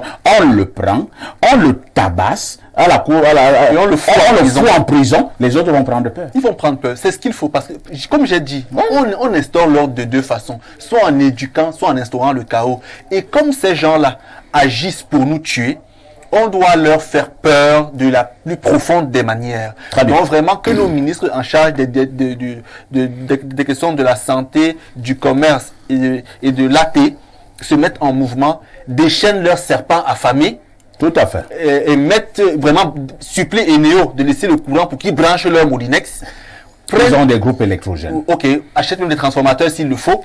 Mettre tous ces bandits et ces voleurs dans le Moulinex, qu'on les écrase. Vous connaissez ma méthode. Moi, si je suis conscient un jour qu'un pâtissier met du bromate, moi j'ai souvent mon pain dans les grandes surfaces, donc je t'ai le nom sans publicité. Si je surprends un jour où j'entends même qu'il y a du bromate dans le pain là, le propriétaire là, en Orndourou. Ça veut dire quoi? En Orndourou. Pour les gens qui nous écoutent au Bangladesh, ça veut dire qu'il aura mal. Il va sentir ça dans son corps. On va lire quelques messages des téléspectateurs. Bonjour, parfait. Cette catégorie des boulangeries est connue. Elles fonctionnent la nuit. Le jour, ils ferment. Et les produits sont vendus partout, même en bordure de route, avec toute la poussière qui se pose. Les agents du contrôle passent et reçoivent l'enveloppe. Tant pis. Pour le consommateur, c'est lamentable. C'est Jean Aïdéa qui envoie le message. C'est vrai. Bonjour. C'est un long message. Bonjour à toi, parfait, et à ton panel. J'aimerais savoir ce qui est arrivé aux journaux tels que Diapason de François Mboké, Prospective Nouvelle de Jean-Baptiste Biaillé, Tribune d'Afrique de Faustin Djikam, Le Point Hebdo de Raymond Bar Mekamba et le Baromètre communautaire de Mélanie Betebeu. Un biais de regretter mémoire, car dans le cadre de la revue de presse, je n'ai jamais vu ces 5 presses écrites présentées comme toutes les autres en début de l'émission Espace Miné, en coulant un petit commentaire sur l'actualité suffisamment relayé par la presse concernant l'activité des bensikuneurs. Vraiment, il y a un peu de tout dedans, mais je crois que le Minat Papa Atango a bien fait de les rappeler en leur donnant un avertissement sérieux sur la nécessité de se conformer. Pour ce qui est de la dénomination du jour, et vous l'avez dit la dénonciation du jour, je voudrais d'abord vous faire observer que dans notre pays, la tolérance administrative en fait, la tolérance administrative, oh là là, qu'est-ce qu'il dit là? Administrative en fait en sorte qu'aujourd'hui, dans notre pays, beaucoup qui exercent dans un certain nombre d'activités au quotidien, notamment ceux qui produisent les produits de grande consommation, n'ont plus aucun repos et se foutent éperdument de nos gueules. Parfait. Combien de fois on a interdit le poulet congelé dans nos marchés et poissonneries?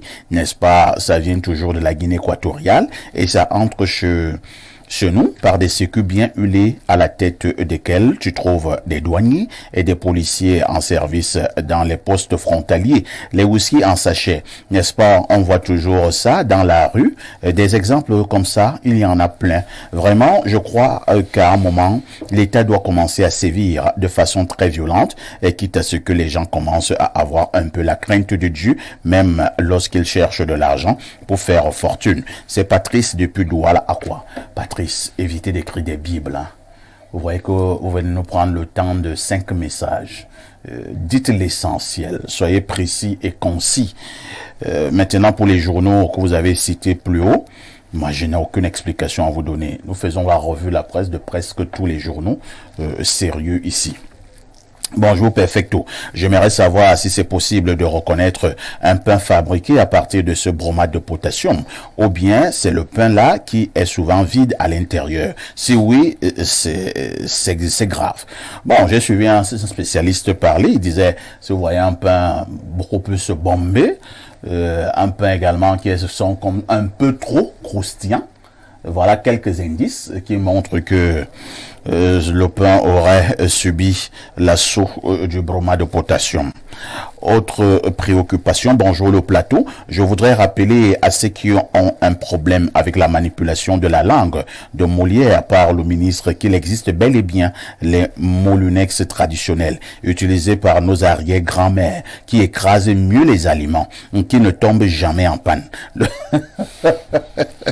Le français du ministre est compris par tous, contrairement à celui des amphibiens et qui a pour seul faire de la gymnastique intellectuelle, comme notre cher Baebek. C'est signé Rodriguez du Gabon. Oui, c'est le 241. Autre message ce jour, je vais au 216. Le 216, c'est la Tunisie. Bonjour aux généraux des forces armées, de la communication et de la bonne humeur, chapeautés par l'excellentissime El Perfecto. Wonderful. Concernant la dénonciation, je crois que c'est extrêmement méchant de faire du pain des substances qui sont nuisibles à la santé de la population. Je crois dans ce pays qu'on appelle Cameroun, il y a des sorciers ayant des démons moins nuisibles que d'autres, car comparez celui qui mélange la farine avec ce qui fait l'objet de la dénonciation à celui qui le fait avec bon, disons qu'il le fait avec des choses compliquées. Hein. Ce qui s'est passé au Bala. Personnellement, je crois que celui qui le fait avec ce qui s'est passé au Bala est plus doux, car ils n'ont pas de substances cancérigènes. C'est Stéphane depuis Tunis. Incroyable.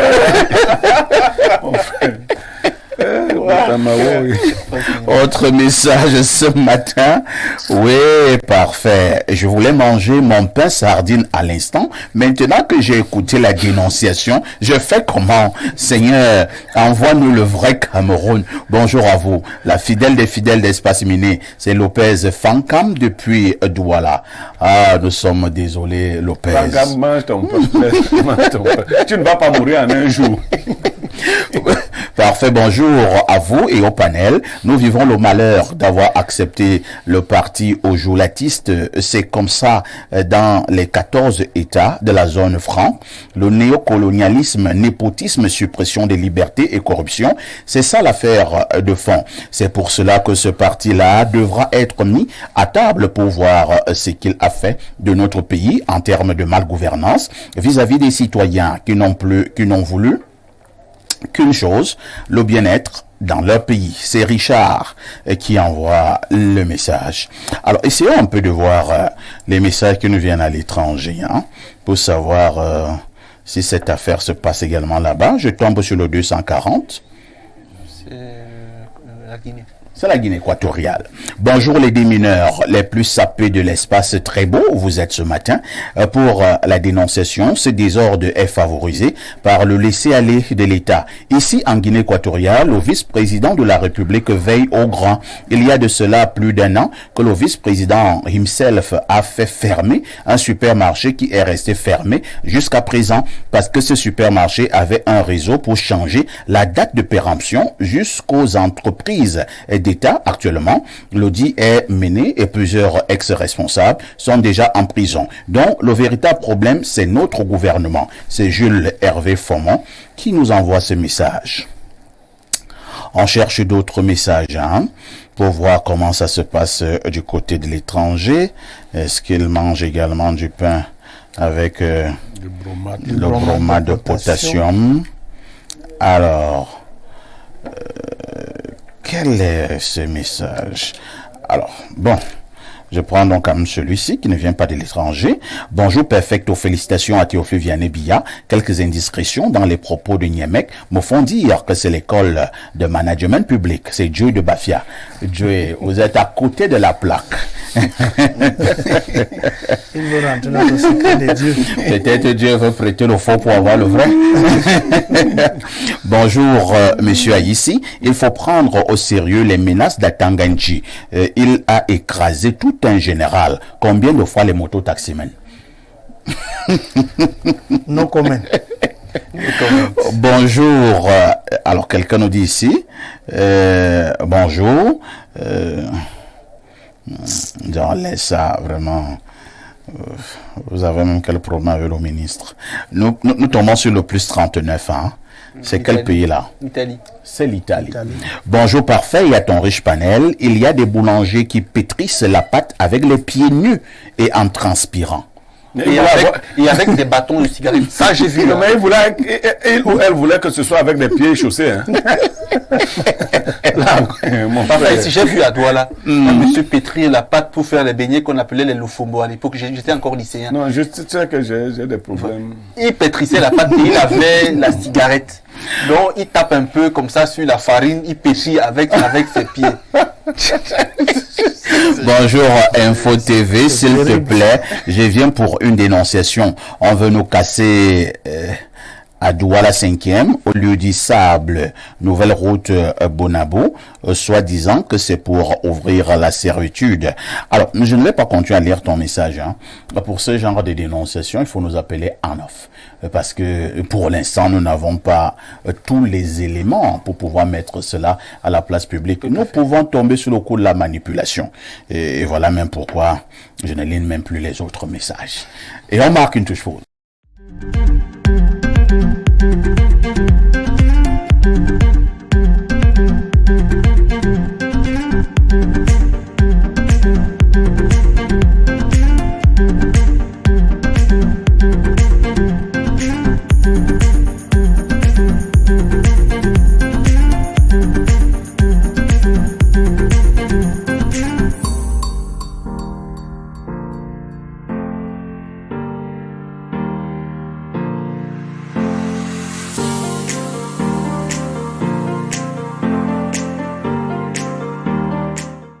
Bon retour sur votre plateau Espace Miné de lundi à vendredi, 10h, 11h52. Nous vous l'avons dit en début de ce programme ce matin, nous marquons un arrêt très important pour évoquer la situation de l'état civil dans notre pays et le Cameroun. Quel est le regard que vous posez sur ce domaine? Avez-vous l'impression que l'état civil au Cameroun est resté problématique? Nous avons un expert sur le plateau.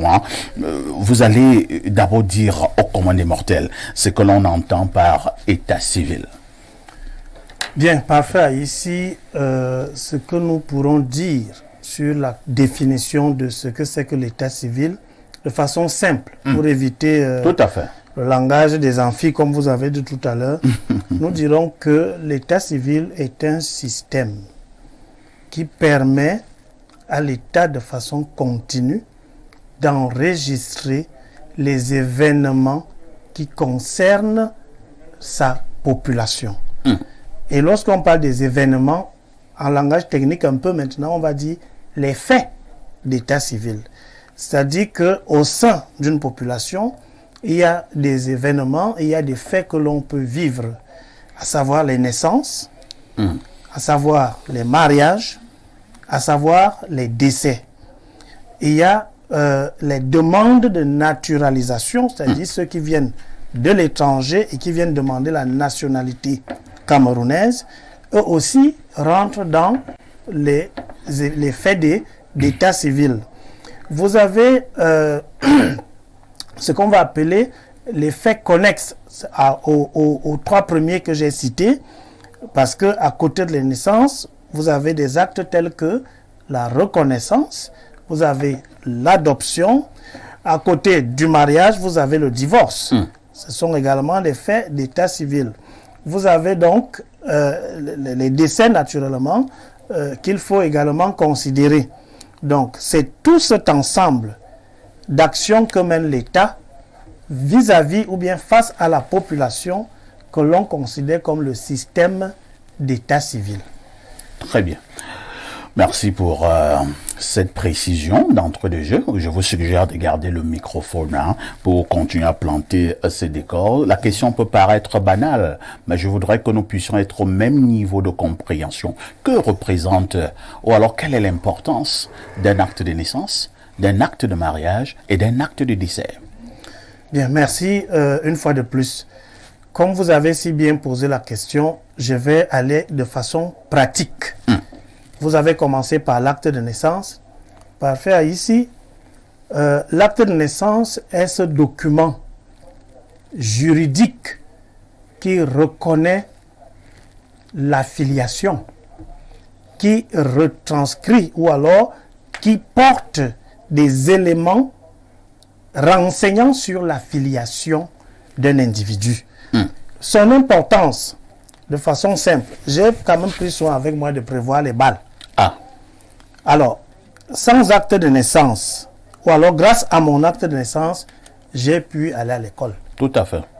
Vous avez pu envoyer vos enfants à l'école, vous-même vous avez fait l'école parce que vos parents ont pris soin à la naissance ou bien à un moment donné de vous faire établir un acte de naissance. Et grâce à mon acte de naissance, j'ai pu avoir une carte nationale d'identité. Je suis donc un citoyen, je ne vais pas dire modèle, mais normal. J'ai ma carte d'identité. J'ai un permis de conduire. C'est grâce à l'acte de naissance. Parce que vous verrez que sur chacun de ces documents, c'est le même nom. C'est le même visage. Ce sont les mêmes informations à partir de mon acte de naissance. J'ai pu avoir un passeport. C'est-à-dire, je peux me déployer dans tous les domaines de la vie civile sans inquiétude. On ne posera pas la question de savoir, lui, c'est qui? Ou bien, il sort d'où? C'est le fils de qui? Il fait quoi? Parce que cet ensemble de documents permet qu'on puisse normalement avoir des informations sur ma personne. Voilà donc la première chose. Et pour finir, parce que je dois aussi parler du cadre pour lequel vous m'avez convié. Tout à fait. Ça, c'est la carte d'adhésion d'un officier ou d'un secrétaire d'état civil. Si lui-même, l'officier ou le secrétaire, n'a pas d'acte de naissance, comment aurions pu avoir les informations pour lui établir une carte d'adhésion à notre association? Bien, c'était entre parenthèses. L'acte de naissance ouvre la porte à l'identité. C'est-à-dire, on ne peut pas parler de l'identification ou de l'identité sans avoir votre acte de naissance. C'est compris. Maintenant, l'acte Sans de mariage. acte, vous n'existez pas. Sans acte, vous n'existez pas. Je prends souvent un exemple en disant, vous n'êtes pas différent d'un animal qui va et vient en brousse. Ah bon? Oui, puisque vous n'êtes personne, juridiquement, on ne vous connaît pas. Aucune trace. Aucune trace. Et vous savez, j'ai un cousin qui est en prison quelque part dans ce pays. Il n'a jamais été jugé parce qu'on ne sait même pas qu'il est là, je me dis. Puisqu'il n'avait pas d'acte de naissance, il n'avait pas de carte nationale d'identité, on n'a jamais appelé son dossier à la Et barre. beaucoup de motos-taximens sont comme ça. On sait que c'est qui. C'est pour ça que je vous ai parlé du système de régulation, de réglementation des motos-taximens, du tri des condiments avant de les mettre dans le moulinex. Donc, Nous l'acte passons de mariage, maintenant à l'acte de mariage. vous savez, juridiquement, le mariage est un engagement libre et volontaire. Cela dit, vous pouvez décider de vous marier, comme vous pouvez ne pas Vous mariez. vous marier. Mais dès lors que vous avez choisi de vous marier, l'État vous oppose d'obtenir un acte de mariage. C'est-à-dire, on ne peut reconnaître un mariage que sur la base d'un acte signé par un secrétaire et un officier d'état civil. Et nous avons toujours l'habitude de dire à ceux qui viennent se marier que le seul acte que que vous avez l'occasion ou la chance de signer vous-même, c'est votre acte de mariage parce que fait. vous apposez votre signature pour matérialiser votre engagement. Votre consentement, votre engagement. Alors, l'importance de l'acte de mariage est non seulement pour pouvoir encadrer la famille.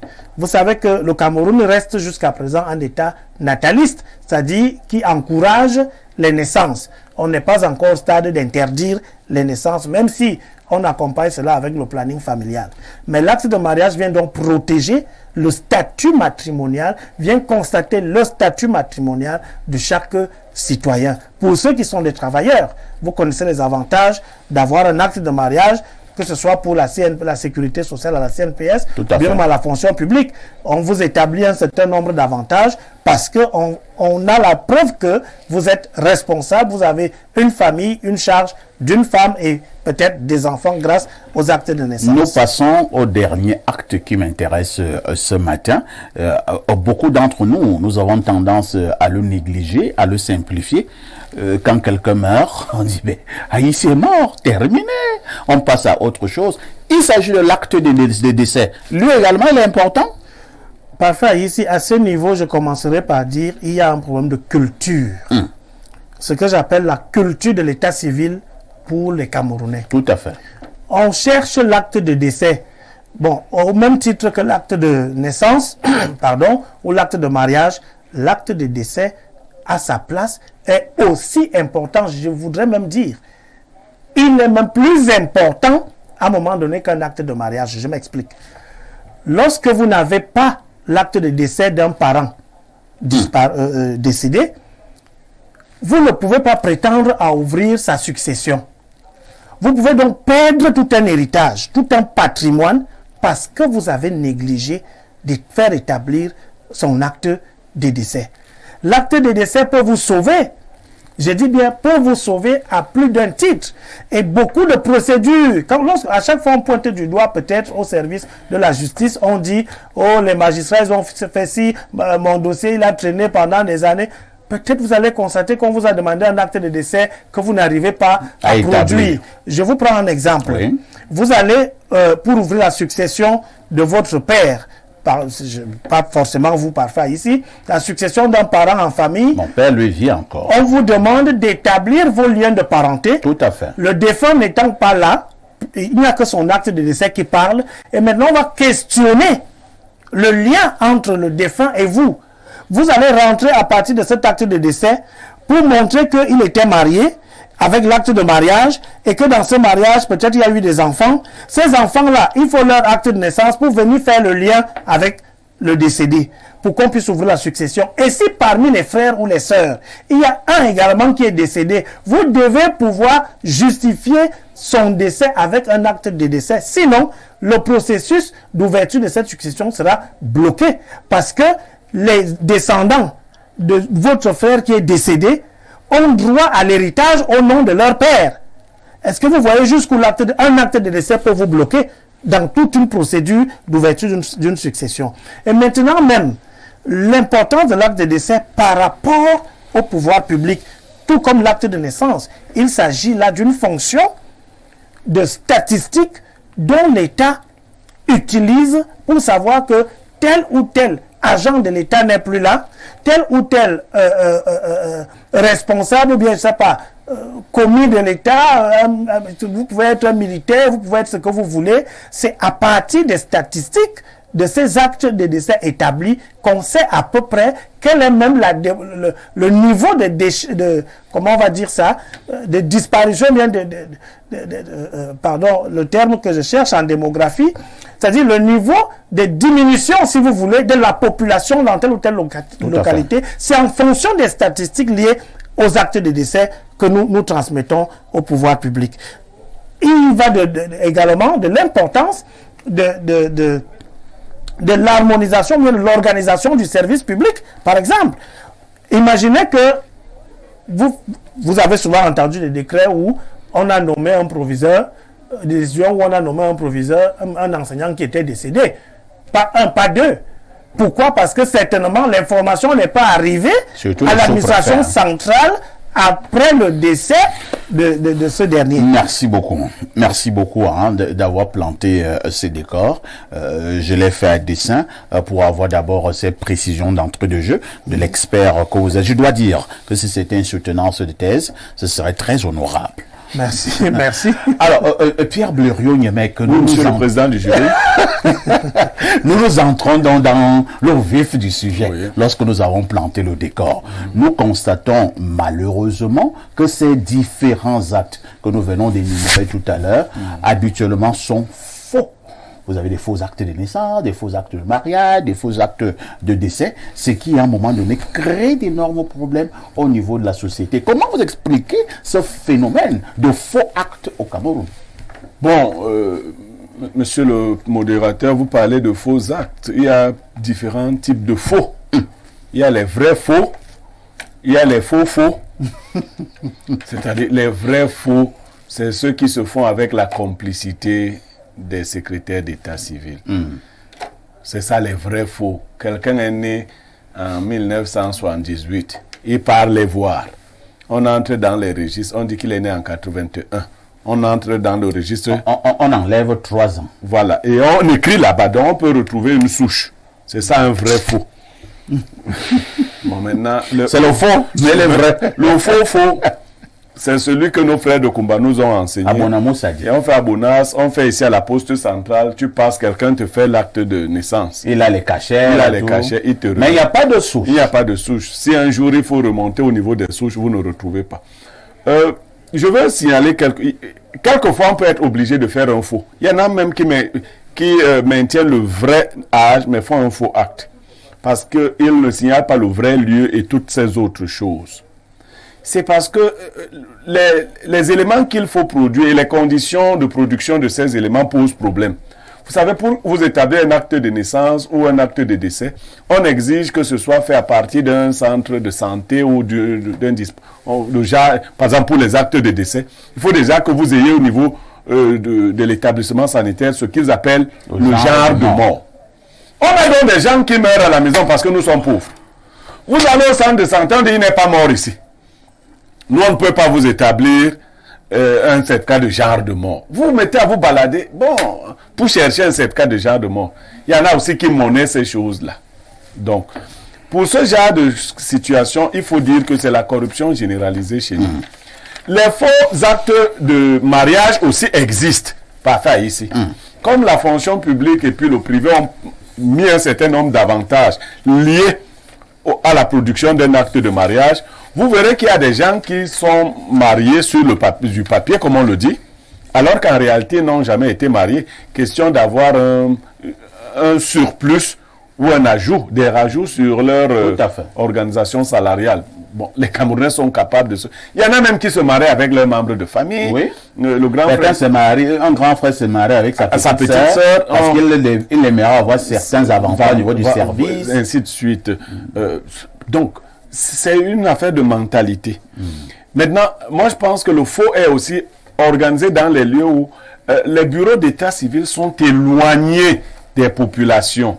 On parlera peut-être maintenant du BUNEC, du Bureau national de l'état civil, qu'on voit à Yaoundé et peut-être un peu à Douala, mais qui devrait être dans les zones rurales, qui devrait avoir ces démembrements dans les zones rurales.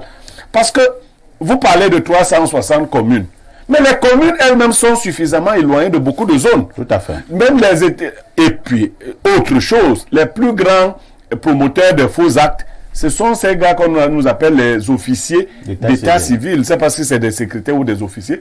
Mais vous voyez des gens qui sont dans les quartiers. Non, l'officier a pas, il y a le secrétaire qui a pas. Il y a les officiers d'état civil qui sont dans certaines de nos zones rurales. Mais les gars, ils conservent ce qu'on appelle les registres. Les registres. Est-ce que le BUNEC fait son travail? Parce que les registres doivent être transférés annuellement pour arrêter le faux. Tout à fait. Parfois, ici, quand vous avez encore les registres de 1980 entre vos mains. Mais c'est dangereux. C'est extrêmement dangereux parce que pour faire un faux, on va dans ces zones-là où il y a encore beaucoup d'espace, de feuillets. Vous savez que si vous allez à Ngouloumakong, un exemple. C'est un exemple, hein. Bon, je ne connais Ngouloumakong, les sons Ngouloumakong. Si vous allez à Minduru, Mais prends Boumiébel? Non, Boumiébel est très accessible. Si vous allez à Mindourou, vous trouverez que les actes de 1980 ont encore tous leurs feuillets. Donc là-bas, vous fabriquez un acte et ainsi de suite. Non, le BUNEC a un travail à faire. Il faut qu'il se rapproche. Il faut que la coordination soit bonne. Et je vais sortir. Dès lors qu'un pays a refusé de numériser ses actes civils, lui-même ouvre la voie au faux. Vous savez, au Cameroun, on ne numérise pas les choses. On va jamais en parler. On ne numérise pas les choses. On veut que les gens naissent autant de fois. Je crois que si on lance l'affaire des faux actes là, c'est dangereux. Non, on a même tenté. Non, on a arrêté. On voulait créer des problèmes à un des ministres qui était en prison. On dit qu'il a un faux acte de naissance et puis on a voulu en faire une affaire générale. Je crois que c'est ceux du sommet même qui ont dit à leur patron que mon frère, peut-être que c'est toi seul qui va rester avec ton acte, hein, parce que c'est grave. On a des cultures et puis liées aussi à la conjoncture. On vous dit dans certaines sociétés, les gens ont anticipé sur le fait que les concours étant limitatifs en termes d'âge, il y en a qui faisaient les actes à leurs enfants quand les enfants étaient déjà âgés de 5 ans, 6 ans, 7 ans. Au point qu'on a baptisé toute une ville du Cameroun pour indiquer le faux en matière d'actes. Merci beaucoup. Hein. Je me rappelle, j'étais en classe terminale dans un établissement de la place. Il y avait le chef d'établissement qui venait donc en classe pour les dossiers d'examen. Oui. Et quand il entrait, il disait que bon, nous allons prendre, les élèves vont se lever par année de naissance. Et c'est un chef d'établissement très comique. Il disait, rappelez-vous de votre dernière date de naissance. Alors, Bernardo Basson, ceux qui établissent ou se font établir de faux actes sont passibles de prison. Que dit la règle de droit? Je n'ai pas l'article, mais je sais quand même que le code pénal réprime le faux en écriture publique et authentique. L'écriture publique et authentique est celle qui doit être produite par une autorité qui a uniquement la compétence de le faire. Je n'ai plus la disposition pénale en tête, mais je sais quand même que c'est pénalement répréhensible. La question état civil au Cameroun est problématique sur plusieurs chefs. Déjà, c'était ma dénonciation de demain. Ça, il faut le dire. Donc, demain, je comptais dénoncer le problème d'état civil au Cameroun. Parce que je comptais me rendre justement au BUNEC aujourd'hui, tenter de rencontrer une autorité, discuter avec elle pour savoir quel est le problème. Parce que, en 2020, je lisais quelques textes, je me suis rendu compte que le BUNEC lui-même considérait au Cameroun, il y a plus de 60% d'enfants qui n'ont pas d'acte de naissance. On estimait à environ 1 500 000, voire plus, d'enfants qui n'avaient pas d'acte de naissance. Et les principales régions ciblées étaient celles de l'extrême nord, du nord, de la Damawa et de l'est. On estimait que dans le centre, dans le sud, à l'ouest et dans la partie anglophone, il y avait des actes de naissance. Donc c'est assez grave. Mais M. Yemeka a bien fait d'énumérer les différents problèmes qui sont liés à cela. Premièrement, il y a le problème du défaut d'identification lié à l'inaccessibilité des points de concentration ou des points d'état civil. Moi, là-dessus, j'ai un souci avec le BUNEC parce que l'une des missions qui a été affectée au BUNEC au départ était l'informatisation du système d'état civil. Il fallait le rendre digitalisé pour ramasser le maximum d'informations et éviter bien sûr les trafics. Entre-temps, quand même, est-ce qu'on peut justement vérifier et savoir si ce domaine-là, cet objectif, cette mission a été atteinte par le BUNEC? Si je vous dis que j'ai commencé à mener les enquêtes, puisque vous savez qu'avant de dénoncer ici, moi je mène les enquêtes. L'informatisation. Donc j'ai téléphoné à 2 personnes, une qui est à Kumba et une qui est à Boya, qui ont travaillé pour la première et qui travaillent pour la seconde au BUNEC, parce qu'il y a un BUNEC à Boya, un bureau à Boya. Ça je le sais parce que j'ai appelé quelqu'un qui y a travaillé. Donc Yaoundé doit peut-être Boya. Je ne sais pas s'il y en a ailleurs, mais au moins je suis qu'il y en a à Boya. Donc il m'a dit que le système de numérisation qui a été pensé au départ n'a pas encore vraiment été implémenté. Donc j'irai tenter de voir le DG du BUNEC à Yaoundé pour lui demander. Bon, pas comme si je voulais lui faire des problèmes. Que mais DG, jusqu'ici, qu'est-ce qui est fait pour qu'à la télé je porte l'affaire? Si c'est bien fait, il me dit je porte l'affaire. Si c'est mal fait également, il me dit je porte l'affaire. Donc il y a déjà ce système-là de numérisation qui n'a pas été bien fait. Autre chose, c'est que au Cameroun, il existe encore un système végétatif de faux qu'on ne veut pas enterrer. En matière sportive, par exemple, vous connaissez le problème de l'âge des sportifs aujourd'hui au Cameroun. En matière de concours administratif, vous savez que c'est très compliqué parce que le problème d'âge se pose. Moi, je n'ai plus l'âge des concours aujourd'hui au Cameroun, entre guillemets. Donc, il y a des personnes qui... Au niveau même du sport, au Cameroun, on dit clairement, hein, et c'est reconnu officiellement, on dit l'âge du sport. Ouais. L'âge du sport. Et tout le monde comprend. C'est-à-dire qu'un monsieur qui joue, il a 18 ans, on va dire c'est l'âge du sport. Mais son vrai âge, c'est qu'il a 30 ans. Et monsieur, tout à l'heure, a évoqué un cas de 76-81, et lui-même sait que... il faut un grand dialogue sur le type dans ce pays. Parce qu'il provoque. Non, moi je vais mon regard. Non, je ne provoque pas. Oui. Parfois, ici, je dis un mot sur l'âge du sport. Oui, on va te remettre ta parole, elle est à toi. C'est une mauvaise organisation de notre structure sportive qui fait qu'aujourd'hui encore, on est à dire l'âge du sport. C'était avant. Si on détecte à temps les talents et qu'on affecte les gens dans leurs différents domaines, il faut faire ce qu'on appelle chez les autres sport-études. Tout à fait. Mais c'est que quelqu'un se balade à l'école, il veut faire tout à la fois. Après, quand il se rend compte qu'il ne réussit pas au probatoire, il dit que bon, je vais aller au canon de Yaoundé. Bon, dans ces conditions-là, on sera obligé de lui faire l'âge du sport. Parfait, ici. Oui, monsieur Zambo. Si vous permettez. Allez-y. Parce que mes deux copanélistes ont déjà dit un certain nombre de choses. Tout à fait. Nous parlons de l'état civil et là maintenant, je voudrais, après avoir planté le décor sur la définition de certains documents d'état civil, commencer maintenant à toucher ce qu'on peut appeler le système d'état civil. Tout à l'heure, lorsque je commençais à parler de l'acte de décès, j'ai parlé de la culture de l'état civil. Tout à fait. Et cette culture ne concerne pas que les populations ou bien les demandeurs de services de l'état civil, les usagers. Cette culture de l'état civil concerne également l'institutionnel. Pourquoi je le dis? Parce que le système est un ensemble d'éléments. Vous ne pouvez donc pas, sans être l'avocat du BUNEC, je ne suis pas employé du BUNEC, mais je suis officier d'état civil au BUNEC et la tutelle technique en matière d'état civil au Cameroun. On peut comprendre, donc vous ne pouvez pas aller un peu trop loin. Non, pas que je n'irai pas trop loin, c'est juste dire, pour que mon copanéliste ne pense pas, non, je n'ai pas d'influence. Pourquoi je ne pense pas? Pour que mon copanéliste ne pense pas que je vais jouer les avocats, c'est pour ça que je lui... Il a parlé par exemple de l'aspect de l'informatisation. Il a parlé de l'aspect de l'informatisation. Oui. Est-ce que la numérisation, la construction... Est-ce que cette mission a été atteinte? J'arrive. La construction que je voudrais faire se situe à deux niveaux. Oui. Le premier niveau, c'est qu'il faut comprendre l'importance de l'état civil dans son ensemble en tant que système. Il faut comprendre l'état civil dans son ensemble. C'est-à-dire quoi? L'état ne peut pas exister lui-même.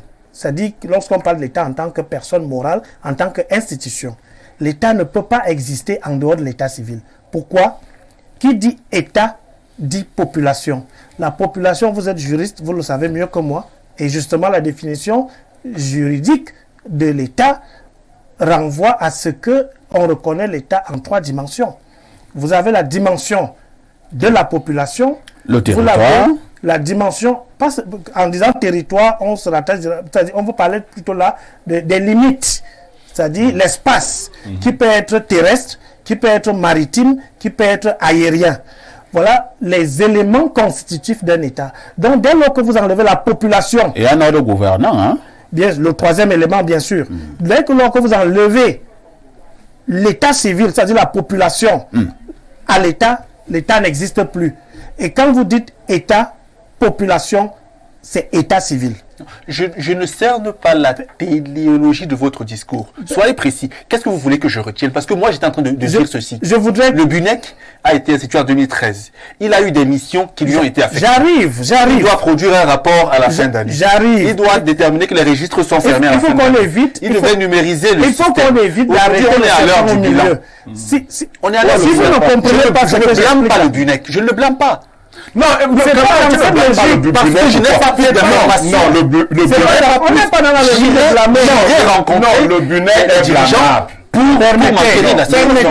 Le BUNEC est blâmable. 10 ans d'existence. Attendez, le BUNEC, vous avez dit que vous n'êtes pas le rapport. On va arriver. Le BUNEC est blâmable. 10 ans d'existence. les Camerounais ne savent même pas qu'il y a un truc comme ça. Première chose. Deuxième chose. Les Camerounais savent. Non, comment les Camerounais ne savent pas de nous qui sommes cultivés. Non, ne restez pas, dans les préjugés. Non, les Camerounais ne savent pas qu'il y a le Si Bunec. vous ne comprenez pas Deuxième chose. Si vous ne comprenez pas ni le Bunec, que je suis en train de ni le vous Bunec, ni le l'État ni civil. les autres organismes ne réussissent Si vous ne comprenez pas, réussissent à nous donner. si vous ne comprenez La pas ce que je population. veux vous implanter là. Oui. Mais alors, soyez précis, parce que Je suis précis. Je vous dis, lorsque vous parlez de l'État, sachez que si vous enlevez la population dans la constitution d'un État, ça veut dire que vous avez détruit l'entité État. Et la partie prenante appelée population ne peut se justifier que par l'état civil, par son système de l'état civil. Pour dire que le lien entre l'État, la population et l'état civil est un lien substantiel. C'est aérien pour ceux qui nous écoutent. Non, c'est pas aérien. Soyez pratique. Maintenant, On parle. maintenant on vient aux organes. Maintenant, on vient aux organes. Oui. C'est-à-dire les administrations chargées de l'état civil au Cameroun. Vous avez donc d'abord la présidence de la République. Vous avez le ministère en charge de la décentralisation et du développement local. Vous avez le Bunec que l'État a créé, encore que le Bunec est arrivé avant le Mindevel. Ça, nous savons, c'est la loi de 2011. Oui, Alors, le Bunec est en train de faire un travail qu'il faut d'ailleurs apprécier. À quel niveau? D'abord, il ne maîtrisait pas tout à l'heure que le Bunec est présent dans les 10 régions du Cameroun. C'est ce qu'il faut dire. Est-ce que le tout, c'est la représentation? J'arrive. Ce que nous voulons, c'est l'atteinte des missions. Vous ne pouvez pas atteindre les missions sans avoir fait un certain travail. De manière concrète, qu'est-ce que le Bunec a déjà eu à faire? Allons rapidement. La disponibilité, par exemple, De quoi? des registres d'état civil, c'est grâce au Bunec. Il n'y avait pas les registres avant. Attendez, nous venions les acheter. Permettez, nous achetions les registres d'état civil à l'imprimerie nationale. Lorsque j'ai été nommé officier d'état civil, j'ai fonctionné pendant près de 3 ans. J'achetais les registres d'état civil à l'imprimerie nationale. Permettez une question. Entre 2013 et 2023, combien d'enfants ont, ou alors quelle est la courbe qu'on peut évaluer de manière visuelle de l'évolution de l'attribution aux personnes impliquées des actes d'état civil? Vous C'est voulez ce qu'on veut savoir. j'ai justement ça le péché. Le péché pourquoi? Vous voulez toucher à tout dans l'état civil en 5 minutes. Je vous dis déjà, ce n'est pas possible. Non, ça, mais ce que je peux résumer, c'est pas un discours. Je suis technicien, je suis expert dans le domaine. Je vous parle là d'autorité pour dire que vous ne pouvez pas résumer l'émission du Bunec, par exemple, en 5 minutes. On ne vient pas à la télé faire un cours. La numérisation. À la télé, on présente le substrat d'une réalité concrète. Aujourd'hui, au Cameroun, est-ce que l'action de l'état civil est toujours problématique? Répondez. Le consultant a dit tout à l'heure qu'il est cultivé. Il a l'information. Est-ce que vous savez à quel niveau se trouve la phase pilote, par exemple, de la numérisation des archives de l'état civil? Vous êtes vraiment un expert camerounais. C'est-à-dire que on vous demande de résoudre une question. Le Bunec, quelles sont ses missions? Est-ce que le Bunec a atteint ses missions? Voilà la proposition. Vous ne pouvez pas organiser de votre titre d'expert, c'est une bonne chose. La courbe d'action du Bunec. Dites que avant le dirigeant, voici comment voici comment l'expert doit parler d'abord. Après, on va passer la parole à l'expert. Monsieur Zambo, Blaireau part d'abord et je vais redonner la parole pour que ceux qui nous regardent puissent retenir quelque chose. Allons-y. L'expert donc, voici comment on fait. Vous plantez le décor. Vous dites à l'arrivée du Bunec, la situation de l'état civil, la voici. On avait 10 ans plus tard. Et de manière échelonnée, à moyen et à long terme, vous nous dites, le Bunec nous a permis de partir de tête, mais dire que le Bunec a des bureaux dans les 10 chefs-lieux de région. Ce n'était même pas là le problème, parce que les chefs-lieux de région n'avaient pas beaucoup le problème de l'état civil. C'est l'arrière-pays qui souffrait et qui continue de souffrir. À Boumiébel, ici, il n'y a pas le Bunec. Sur l'axe Lou, il y a pas les centres d'état civil. Non, il n'y a pas le Bunec à Boumiébel. En Dambé, il n'y a pas le Bunec. Bon, maintenant, ici à Foulan, les gens de Foulan, s'ils ne vont pas là. Et puis, ce qu'on reproche au Bunec, lorsqu'on dit de centraliser les registres, c'est pour les oblitérer, n'est-ce pas? Non. C'est pourquoi? Voilà. Très bien. Maintenant, je passe la parole à M. Zambo. Il ne revient pas au Bunec pour commencer par là où il a terminé, d'oblitérer. Je n'ai pas dit que c'est le Bunec qui oblitère. J'ai dit de centraliser. Le BUNEC contribue à centraliser. On a suivi. Monsieur Zambo, la parole. Bien. Le BUNEC qui arrive effectivement en 2015 sur le terrain trouve un système d'état civil qui est encore, comme on dit, embryonnaire, dans la mesure où, je vous ai pris l'exemple des officiers qui allaient à l'imprimerie acheter les registres d'état civil. Vous ne pouviez pas avoir des statistiques. Donc, l'une des réalisations, c'est qu'on n'achète plus les registres. Attendez. Oui, mais c'est la pratique. On n'achète plus les registres. Monsieur Zambo, on a suivi. On On n'informe pas l'auditoire avec un jeu de mots. Non, on n'achète plus les registres, c'est compris. On n'achète plus. Oui, voilà. Le BUNEC distribue. Voilà. Le BUNEC a un budget que l'État lui donne. Écoutez. Bon, je vais donc d'abord lire les messages. Hein. Vraiment, on va revenir à vous tout à l'heure. Soit vous voulez informer les auditeurs. On lit d'abord les messages. Bonjour, parfait. Très belle émission. Et c'est un message qui vient du plus 39, hein, c'est l'Italie. Très belle émission et excellent thème. Ce thème met sur la table le problème du service social non fonctionnel dans la plupart des hôpitaux. Service qui facilitera la production des actes de naissance. Le faux autour de ces actes est l'une des causes des rejets lors des demandes de visa. Avec les nouvelles cartes d'identité incorporées, des puces contenant des dossiers parmi lesquels les actes de mariage, naissance, le faux est toujours réussi, même à partir de l'Europe. Autre préoccupation. Alors, qu'est-ce qu'on nous dit ici? Bonjour les Bao, au parfait. Laissez les gens se débrouiller. Même si on pétrit la farine avec les pieds, on transpire des dents, la chaleur du four va tuer tout ça. C'est ça la débrouillardise. Autre message. Qu'est-ce qu'on nous dit ici? Bonjour monsieur. Ça fait 3 mois que j'ai fait établir l'acte de naissance de mon enfant. Chaque fois, on me dit que c'est pas disponible. Voilà un problème. Autre message ce matin. Bonjour le panel. Le monsieur en bleu n'est expert. Non. Bernardo a posé la question essentielle. Quelle est la courbe d'évolution du BUNEC? Quel est l'impact de celui-ci? Qu'a fait concrètement le BUNEC pour faciliter l'état civil au Cameroun? Et quels sont vos chiffres? Vous n'êtes qu'une organisation. Oh là là, Franck Emana. Il n'y a pas d'injure ici, hein, pas d'insulte. Autre message, bonjour.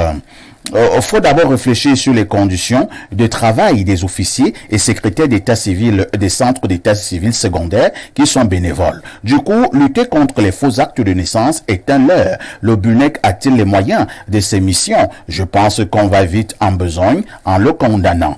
Tant qu'il y a un grand nombre de personnes sans acte de naissance, enfants et adultes, alors la question de l'état civil reste problématique. Merci. On lit 2 dernières. Bonjour à vous sur le plateau. À mon avis, l'état civil est une question politique.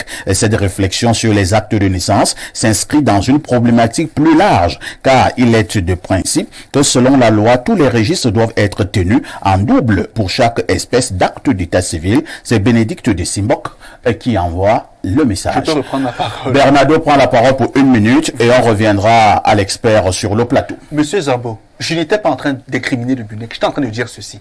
Une institution a été créée il y a 10 ans au Cameroun. Elle avait plusieurs missions dans sa besace. Elle devait numériser le système d'état civil au Cameroun. Elle devait optimiser l'accessibilité à l'état civil au Cameroun. Elle devait informer les Camerounais sur cet état civil, c'est-à-dire mieux nous éduquer sur la question. 10 ans plus tard aujourd'hui, je suis légitimement en droit de me questionner sur ce que le BUNEC a fait. Je ne dis pas qu'il n'a rien fait. Quand j'irai là-bas, on me dira, ok, Basson, sur 10 ans, on a fait ci, ça. Je vais dire à Info TV dire que voilà, j'ai eu ceci comme information, j'ai eu cela, donc ne pense pas, il ne faut pas être psychosé. Pour moi, aujourd'hui, le BUNEC n'a pas suffisamment été représenté, suffisamment actif. C'est cela que je parle aujourd'hui. Moi, je ne suis pas d'accord avec Basson parce que Basson ne voit pas que le BUNEC a rendu disponible les registres gratuitement. On dit qu'avant, il fallait acheter, débourser de l'argent. Oh, Blaireau, c'est la ouais, monsieur Zambo. Et ce sera votre dernière prise de parole, hein, parce que nous allons à la fin de ce programme. Non, permettez, hein, oui. Permettez. pour répondre directement à M. Basson, Allez-y. le BUNEC est effectivement en train de mener, de conduire ses missions. Le problème, c'est que dans la tête de l'émission, M. Zambo, vous avez cité seulement l'aspect des registres. Je vais citer, citez donc, allez-y, vous avez la parole. Lorsque nous prenons l'aspect de l'accessibilité, êtes-vous au courant que le BUNEC a lancé un projet de ce qu'on va appeler les bureaux d'état civil différents des centres d'état civil auprès de certaines formations sanitaires? C'est-à-dire quoi? Permettez. C'est-à-dire que une femme qui accouche, par exemple, dans un centre de santé appelé Casse à Yaoundé, au bout de 3 jours, lorsqu'elle sort de là avec son enfant, l'enfant a déjà son acte de naissance. Mais ce n'est pas encore le cas. C'est opérationnel. Je ne vous pose pas la question. C'est ça le problème. Permettez qu'on me donne l'information. Allez ici à l'hôpital central, au centre, à la fondation Chantal Biya. Est-ce que c'était ça le problème? On vous dit encore que c'est l'arrière-pays qui avait de graves problèmes. Écoutez, vous devez faire vos choses à Yaoundé, ne pas dépenser de l'argent. Allez à l'est. Vous parlez d'arrière-pays. Il n'y a pas plus arrière-pays que les distances qui séparent les villages de l'est et les centres urbains. Voilà, citez-nous les villages de l'est. Là-bas, on parle de bureau avancé d'état civil. Poste avancé d'état civil. C'est opérationnel. Allez à Garouaboulaye, allez vérifier l'information. Je vous donne, j'ai fait le tour du Cameroun, là où vous me voyez là, par rapport à l'état civil. Au BUNEC. Pas au BUNEC. Pourquoi? Je vous dis, soit vous voulez jouer, non, soit vous voulez être sérieux. Soyons sérieux. Comment? Il y a le projet. Moi, j'irai au BUNEC, je vous préviens. Personne ne vous empêche d'aller au BUNEC. Jusqu'à présent, savez-vous, comme vous avez dit, la question d'état civil est une question politique, savez-vous que depuis 2020, le BUNEC attend le texte d'application de la loi, c'est-à-dire de la plénière de l'Assemblée nationale qui revoyait un certain nombre de dispositifs par rapport aux missions du BUNEC. Le BUNEC n'a pas les moyens. Lui qui a parlé du budget. Je suis sur le terrain. Le BUNEC n'a pas de moyens. Oui, je le dis. Il n'y a pas un budget au BUNEC. Le BUNEC a quel budget? Mais dites-nous. Le BUNEC a quel budget? Non, laissons les chiffres. Non, nous voulons les chiffres. Le BUNEC n'a pas les moyens et l'honorable Cabral Libi s'est exclamé dernièrement en demandant qu'est-ce qui empêche qu'on alloue au BUNEC un budget même de 25 milliards. L'honorable Cabral Libi est le communicateur du BUNEC. Non, je dis il s'est exclamé. J'utilise là ces paroles parce que j'ai assisté à l'assemblée d'un groupe de parlementaires qui s'intéresse. Merci beaucoup. Permettez parfois ici. Nous sommes arrivés au terme de ce programme. Vous avez lu un message tout à l'heure par rapport aux conditions de travail des officiers et secrétaires d'état civil. Ça, ce n'est pas le BUNEC, c'est la loi. Le dispositif, par exemple, la loi de 2011, parle de la prise en compte de l'indemnité des officiers et secrétaires d'état civil qui n'est jamais appliquée jusqu'à aujourd'hui. Ça, vous ne le savez pas. C'est compris. Oui, le juriste devrait nous dire, par exemple, que voici ce que prévoit la loi, voici ce qui est fait, voici ce qui n'est pas fait. Vous n'avez pas pris en compte, par exemple, que lorsque le BUNEC fait les descentes de collecte de données statistiques, c'est également des séances de renforcement de capacité. Mais nous demandons davantage. C'est pour ça que j'ai dit le BUNEC n'a pas les moyens. Parce que nous sommes constitués en association, par exemple, pour pouvoir présenter effectivement les besoins en matière de... En un mot comme en mille, selon vous, M. Zambo. M. Zambo, je vous pose une dernière préoccupation. Une dernière préoccupation pour les Camerounais qui nous regardent ce matin. Ils sont satisfaits jusque-là du travail effectué par le BUNEC? Je dirais à 80% oui, dans la mesure où les officiers...